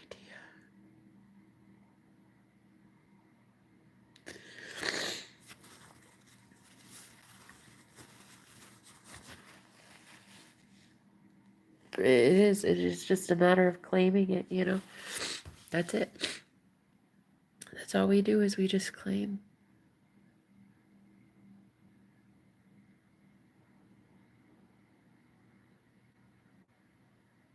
I'm gonna have him.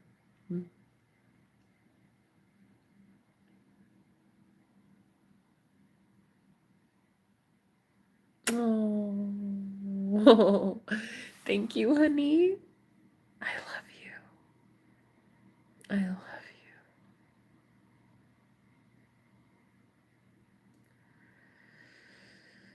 you. So Ryan, I don't know what I'd be if it weren't for you right now.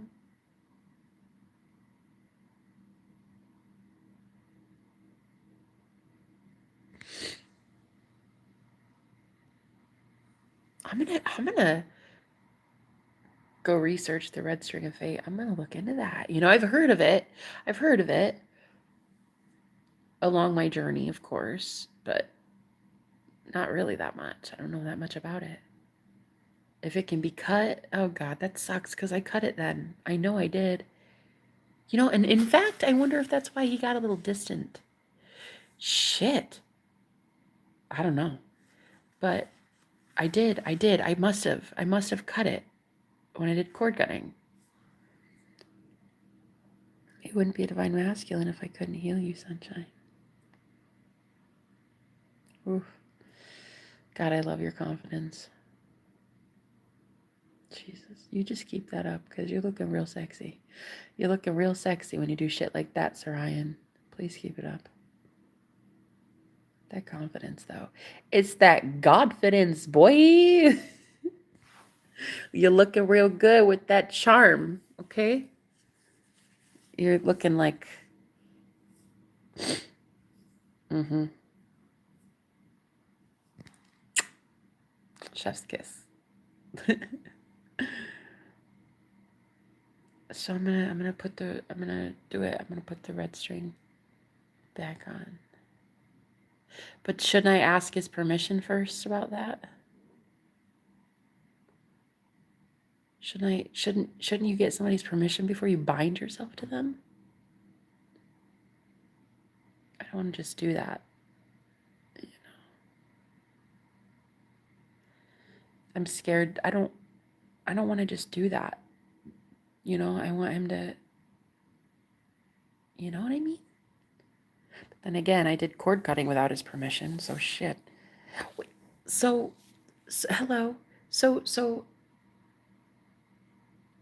so the gods bound us together in the first place? I learned so much from your experiences, Jenna. I think I'm here to witness and learn from your journey. The wisdom you get from every experience has been so valuable, and everyone on this channel. Oh, thank you, honey. Oh, I love that you're learning from me. I love it. Um,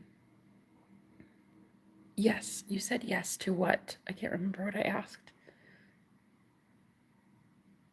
The gods put the red string there.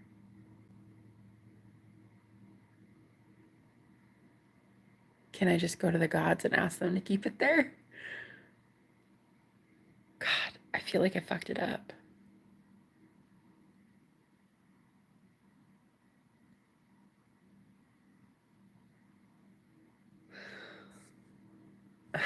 Which gods did it? Probably Venus.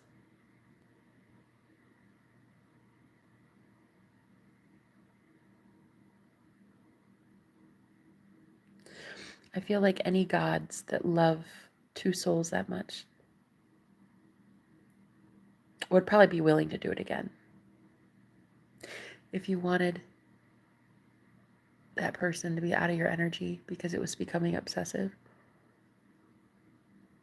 and then you go back and you're like, well, yeah, I didn't mind it. I didn't mind it. Can I get that back, please? Maybe they'll agree. It's said to never break. I'm curious if you can cut it or not, you know? Oh, Yari, for real? I guess I don't realize the shifts I've caused, Hannah. I guess not. Girl, I don't even recognize the fucking shifts I've caused in my own life. I should really start looking at it in 1 year's time, Yari. God, doesn't it seem like we met like 6 years ago? That experience of being dumped and being homeless, him literally kicking me out and being in my car, that was only a year ago. Can you believe that? That was literally 1 year ago.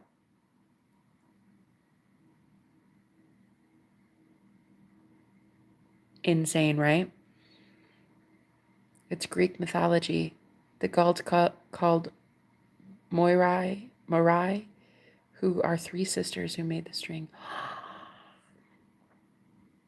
That's amazing. That's amazing. I should. They were in charge of controlling souls' destinies.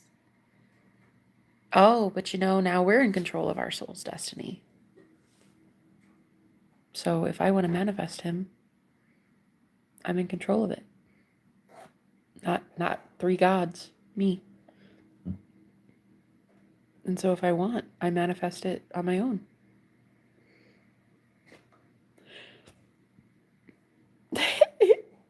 Oh, girl. This shit's so good. I'm about to have him too. That man's obsessed with me. He can't get over me. He sent me a picture of himself today at the bar. It was really nice. I was like, can you send me a picture of your beautiful self? And he did, and he looked lovely. He looked cuter than I remember, too. God, he's so hot, you guys. I've never been with a man so confident in my entire life. Like, he knows who he is, honey. Like, he knows what he can do. And listen, he knows how to be a man about it, okay? Let me tell you, I've never had anything like that before. Am I even allowed to say that? Are you allowed to say that stuff? Like, if you know what I mean? Can you kiss and tell? I don't know, but I don't care. It was orgasmic. Girl, it's otherworldly. I don't know. I don't know how else to say it. I'm sorry.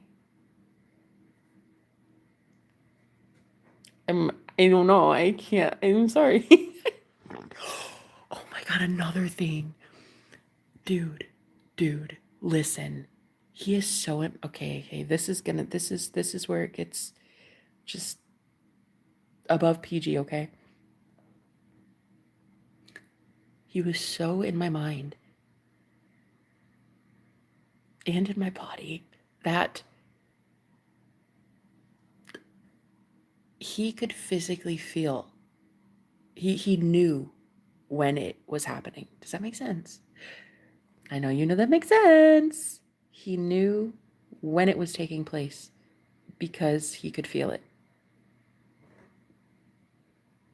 He was so empathic, so in tune with his body and my body that he could feel when it was taking place without me saying anything. Can you imagine that level of intimacy that you feel your other person's orgasm? Yeah. I've never in my life experienced anything like that ever. That is, he's my twin. He's got to be my twin flame. At Atropos, she cut the string of fate from the spinning wheel. Girl, he's begging for you to let him back into your reality. Your matrix is waiting for that unwavering permission. It's fucking Yari. I love you, bitch. Thank you for being here. I like to watch Bashar whenever I need manifestation motivation. That man makes me feel powerful as fuck. I gotta watch him. I've never seen that. I don't think ever. Bashar. Clotho, she spun the thread. Lachesis, she measured the string of fate. And then Atropos, oh, maybe I should go to those three.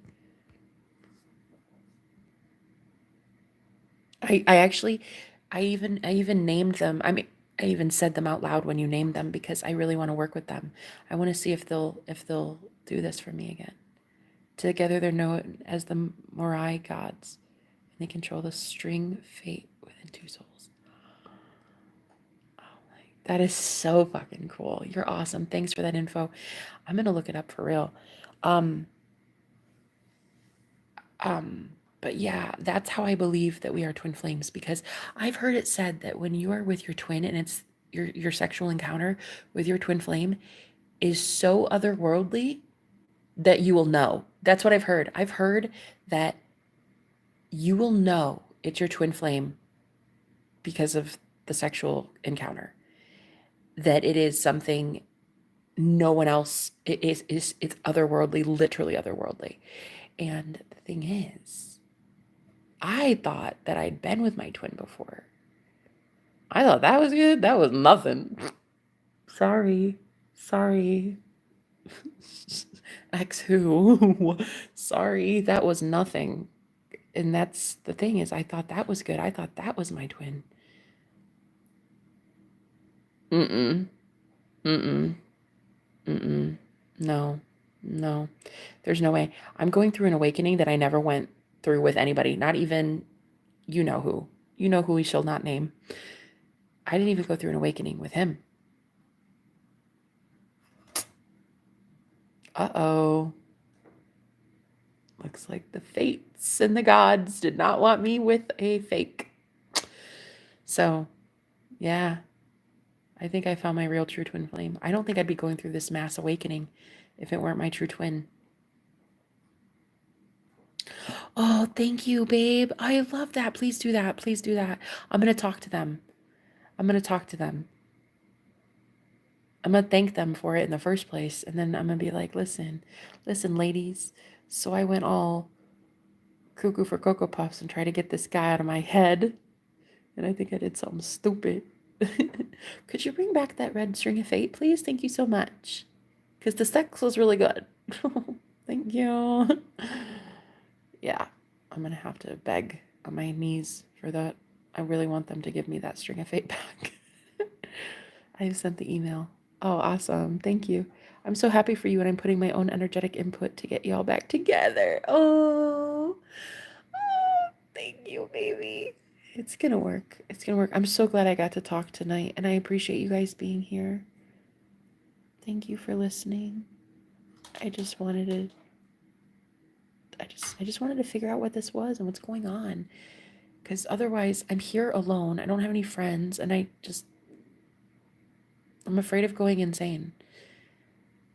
You know, it's causing slight obsession, and I'm scared of it becoming too much and consuming me. And I just wanted to touch base with some people that might understand twin flames. Do you think it could be my twin flame? He could be. He could be my twin, couldn't he?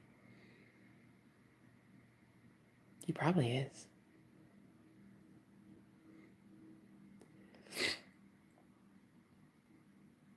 Oh, you had 30 viewers in this live. Oh, at one time? Did I? Oh, bless their hearts. Yeah, I love that. I love it. I was more vulnerable and expressive than I normally am. And I think that it just made for people to stay because it's like, you know, maybe it's more relatable than it normally is.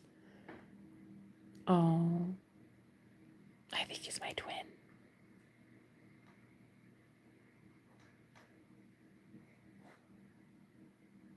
Well, you said soulmates, though. You said if it's the red string of fate, it's soulmates. Right? Shit. I'll take it. I don't give a fuck what it is. I don't give a fuck what the label is. Just give me that back. I don't care. Twin flame or Santa Claus, honey. I don't give a shit what it is. I don't care about the label. I just want that every day, multiple times a day. That's what I want for life. Yes, ma'am. And the best part is you can have multiple soulmates. Right. True. Yeah, I knew that part. But if it's the red string of fate, it's not twin flame then, right?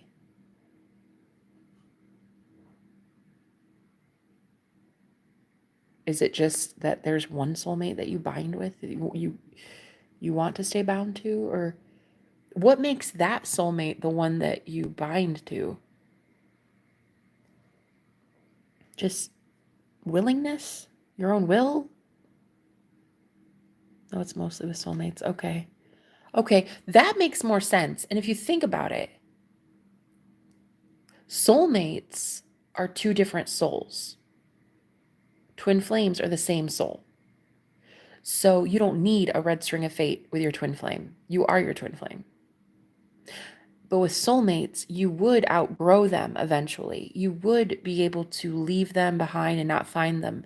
So it makes sense that the red string of fate would keep soulmates connected, right? You choose who's for you. I'm 100% convinced our matrix extends to our own version of the universe, not just this planet. Wait, I gotta read that again. I'm 100% convinced our matrix extends to our own version of the universe, not just this planet.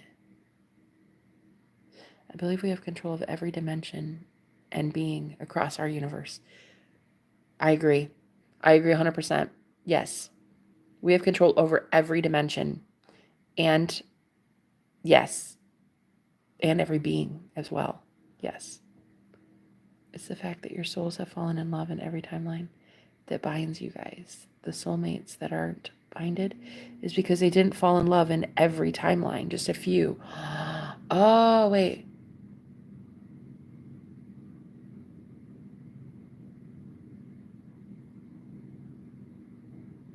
The soulmates that aren't binded is because they didn't fall in love in every timeline. Okay. Okay. Okay. Wow, that hurts my brain. I get it. Okay. So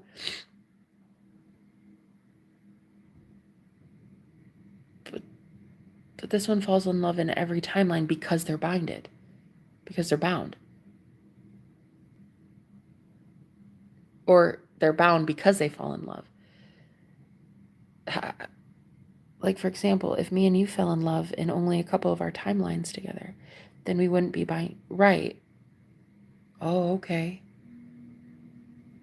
Well, yeah, right. Because we'd have been able to fall out of love, which would imply there's no binding. Right. Right. Huh. Interesting. But if you and him fall in love in every timeline, then you become binded. Jeez. So it's almost like here in the physical 3D world, in this house,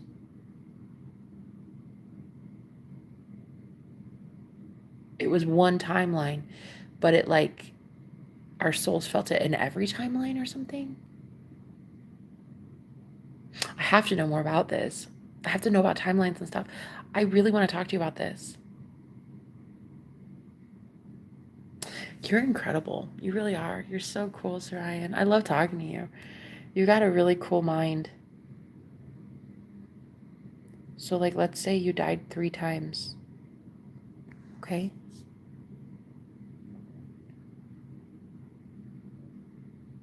That would mean you have 3 timelines and 3 lives.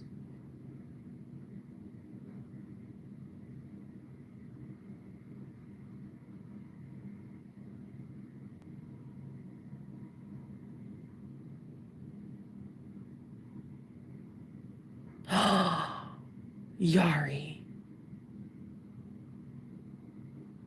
That is the most. That I've never. Oh my God. That's the most beautiful thing anybody has ever said to me. That's how I feel right now, too, getting this info from Sarayan. Like, we are so divine, he and I. Divine masculine, divine feminine. It's beautiful. So if you both fell in love in all 3 lives, timelines, then you become.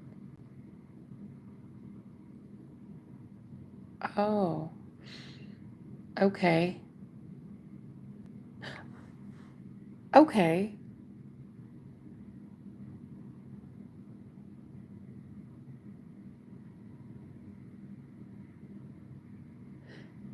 Oh, well, because you can't really unbind yourself if you keep fucking dying in every timeline. If you're together, you fall in love, and then you die. You never really get a chance to unbind yourself because you you know what I mean? Although I don't want to be unbound to him, I don't think. But if I ever want to, if I want to recreate him or something and make him even better, I'll bind myself to him again.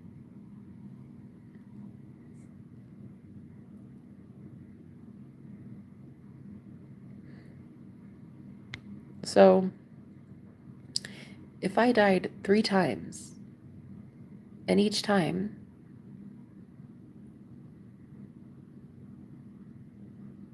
I was like,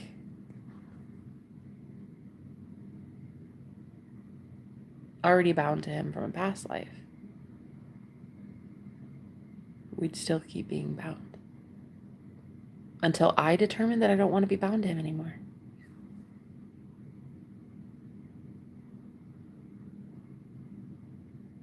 Think of it like checkpoints. Yeah, exactly. I do. I do. It's like checkpoints. That's exactly it. But then you never get unbound because you can't you can't make a conscious decision to unbind yourself if you keep dying before you do. But why would you want to? It's beautiful and it's true love if it is. Red String of Fate, you'd have to be true lovers for that. You fall in love in timeline 1, then you both die. So in the next life, you're still binded because you never stopped loving each other exactly. Oh, I think I'd rather have a soulmate anyway. It's not that I don't love the twin flame journey. It's just too fucking brutal. Like, it's too chaotic and it's too, I don't know. It's always a battle. It's always bone on bone. It's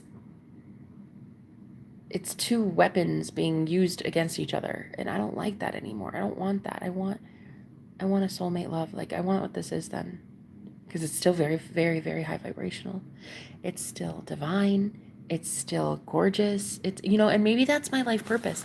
Maybe my life purpose is to talk about the twin flame dynamic and also soulmate dynamic, and to show people the difference, and that love is love. It doesn't matter what it is, you know? Because a lot of people want to get off the twin flame journey because it's just too brutal.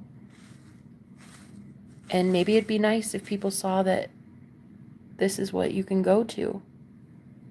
If you want, you can have the perfect love, So then in your second life comes and you're still binded. That would equal 2 timelines that you've been in love.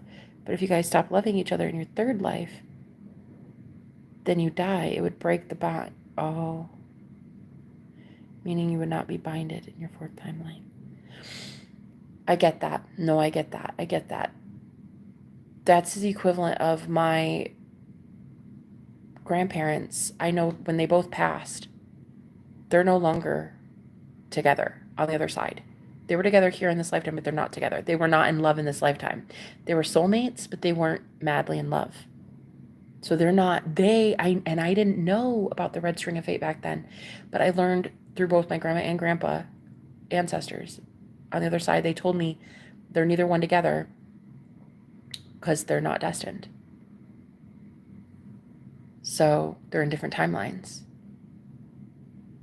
It's literal checkpoints. Damn.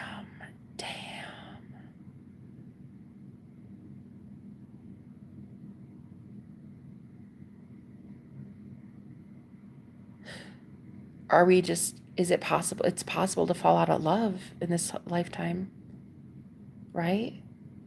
It is. It's possible. Right now, I'm as most conscious as I've ever been as a soul. I've gained the most conscious awareness that I ever has as a soul. And if I have all this sovereignty and all this divine will, and now I choose not to be in love, then yeah, this is where the red string of fate can break. So it's possible we could stop being in love in this lifetime. I don't want. We could have stopped being in love in every lifetime, though. So yeah, it's just will. It's just your own dominant will. You know? That's all it is.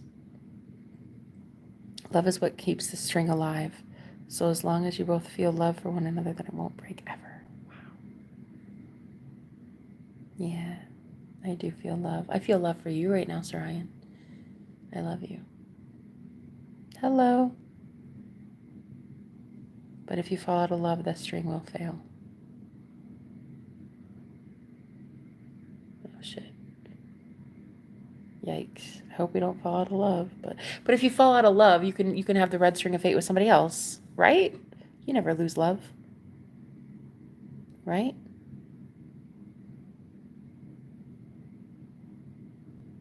You just find a new soulmate, right?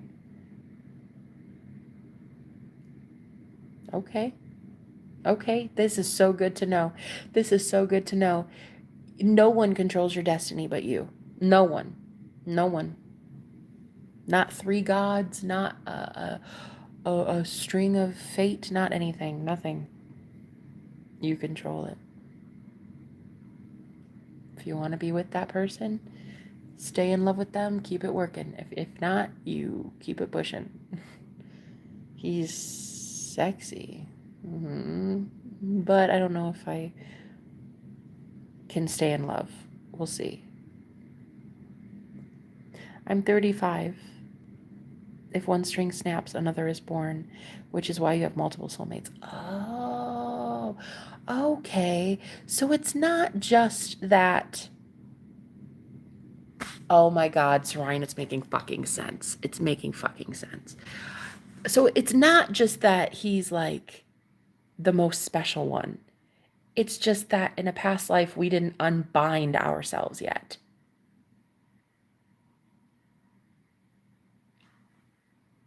So it's not that he's just like more special than all the other soulmates, or he's like a bigger deal or a brighter soul, or like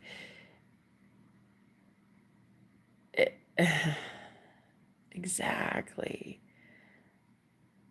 When wondering closes another. Okay.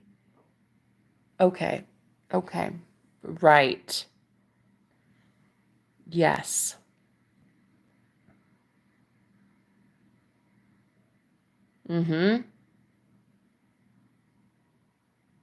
Damn. Which is why I believe that our bodies, our vessels, are lifetimes. Like each life, each physical vessel, each incarnation is a lifetime. So like my twin flame has been in my life 3 or 4 times through 4 different men. They've signed soul contracts and been a new man 4 times. My twin has. 1, 2, 3, 3. 3 times. But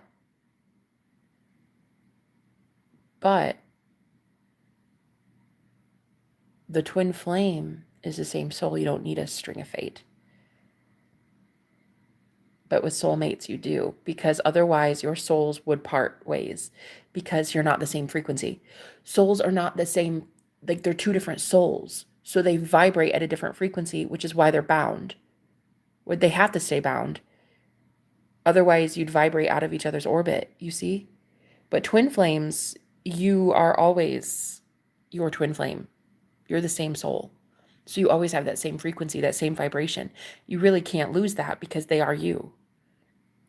See, I can teach you some things too. You can. Yes, you can.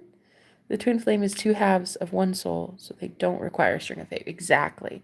Exactly. So interesting. So really, up to this point, the only reason that he is in my orbit so much and I'm obsessing so much about him is, well, maybe possibly because of Red String of Fate, but just that I have a preference and he seems to be fitting all those preferences. Not that he's any better or worse than another soulmate. Like if I wanted to bind myself to somebody else, I could. It really is that. That's when you realize you can't lose love because you are love. You can't lose anything because you're expansive. All you do is expand. You don't lose anything. Especially love. So even if it's not him and we don't get to be together and it's like you fall out of love and you remove the red string of fate, then okay.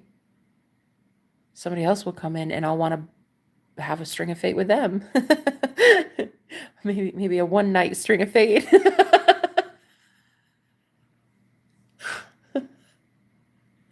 Anyway, too soon. It's too soon for that joke. But anyway, that is insanely cool. But soulmates are 2 souls who are destined to fall in love, right?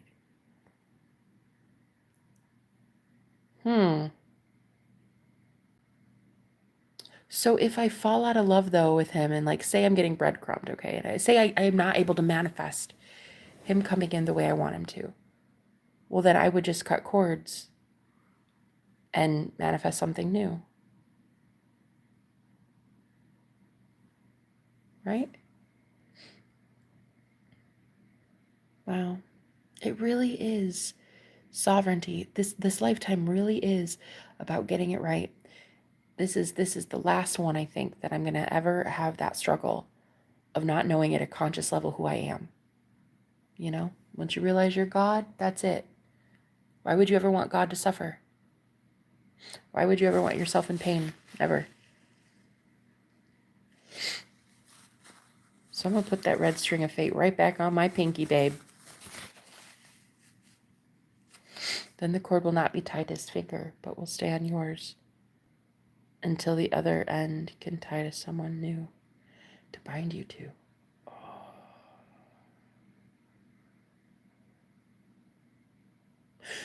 So what do I do? How do I go about reestablishing this cord with him? If I want the red string of fate again with him, just ask his higher self. Do you want to be bound? Do you want this with me? Like, you know, what I don't want to just like impose. I don't just want somebody like attached to me, like, ooh, just, you know, like I feel like somebody should be allowed to decide that. You know? Because if I've already cut cords, then and I have to go reestablish it. Mm-hmm.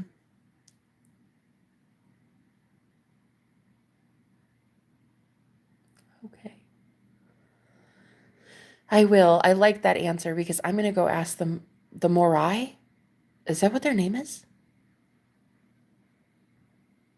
Did I say it right? The Morai? That reminds me of the show that I watched on Amazon. What was that show? What was that? The women, they even have the Ask the Morai. They even, oh my God, before I go, because my phone's gonna die, I'm at 5%. The show on Amazon that I was watching, it was the something or other, I don't know. And the women were healers, and they were the sisters, and they all had rings. I remember that. They had rings.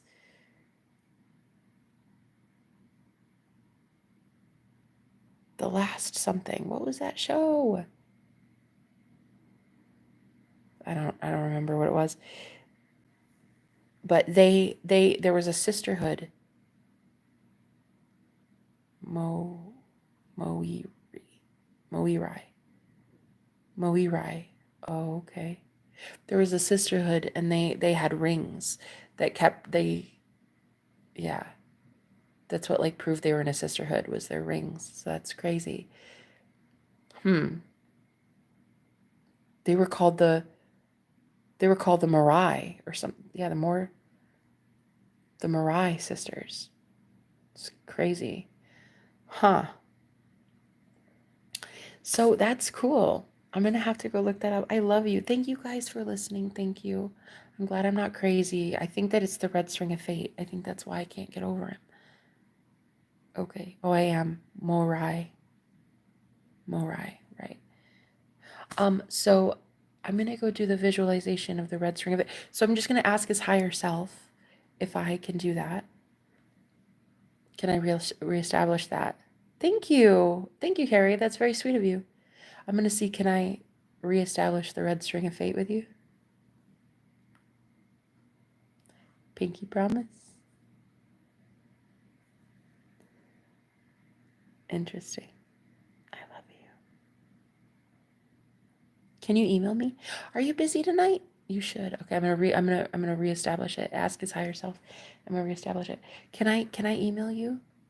Have a nice night. Remember to be delusional. And imagine the most ridiculously fun reality you can while you fall asleep. I love you. Yari, I love you. Thank you for being here, honey. I will. I'm gonna go imagine some real kinky things, honey. You best believe it.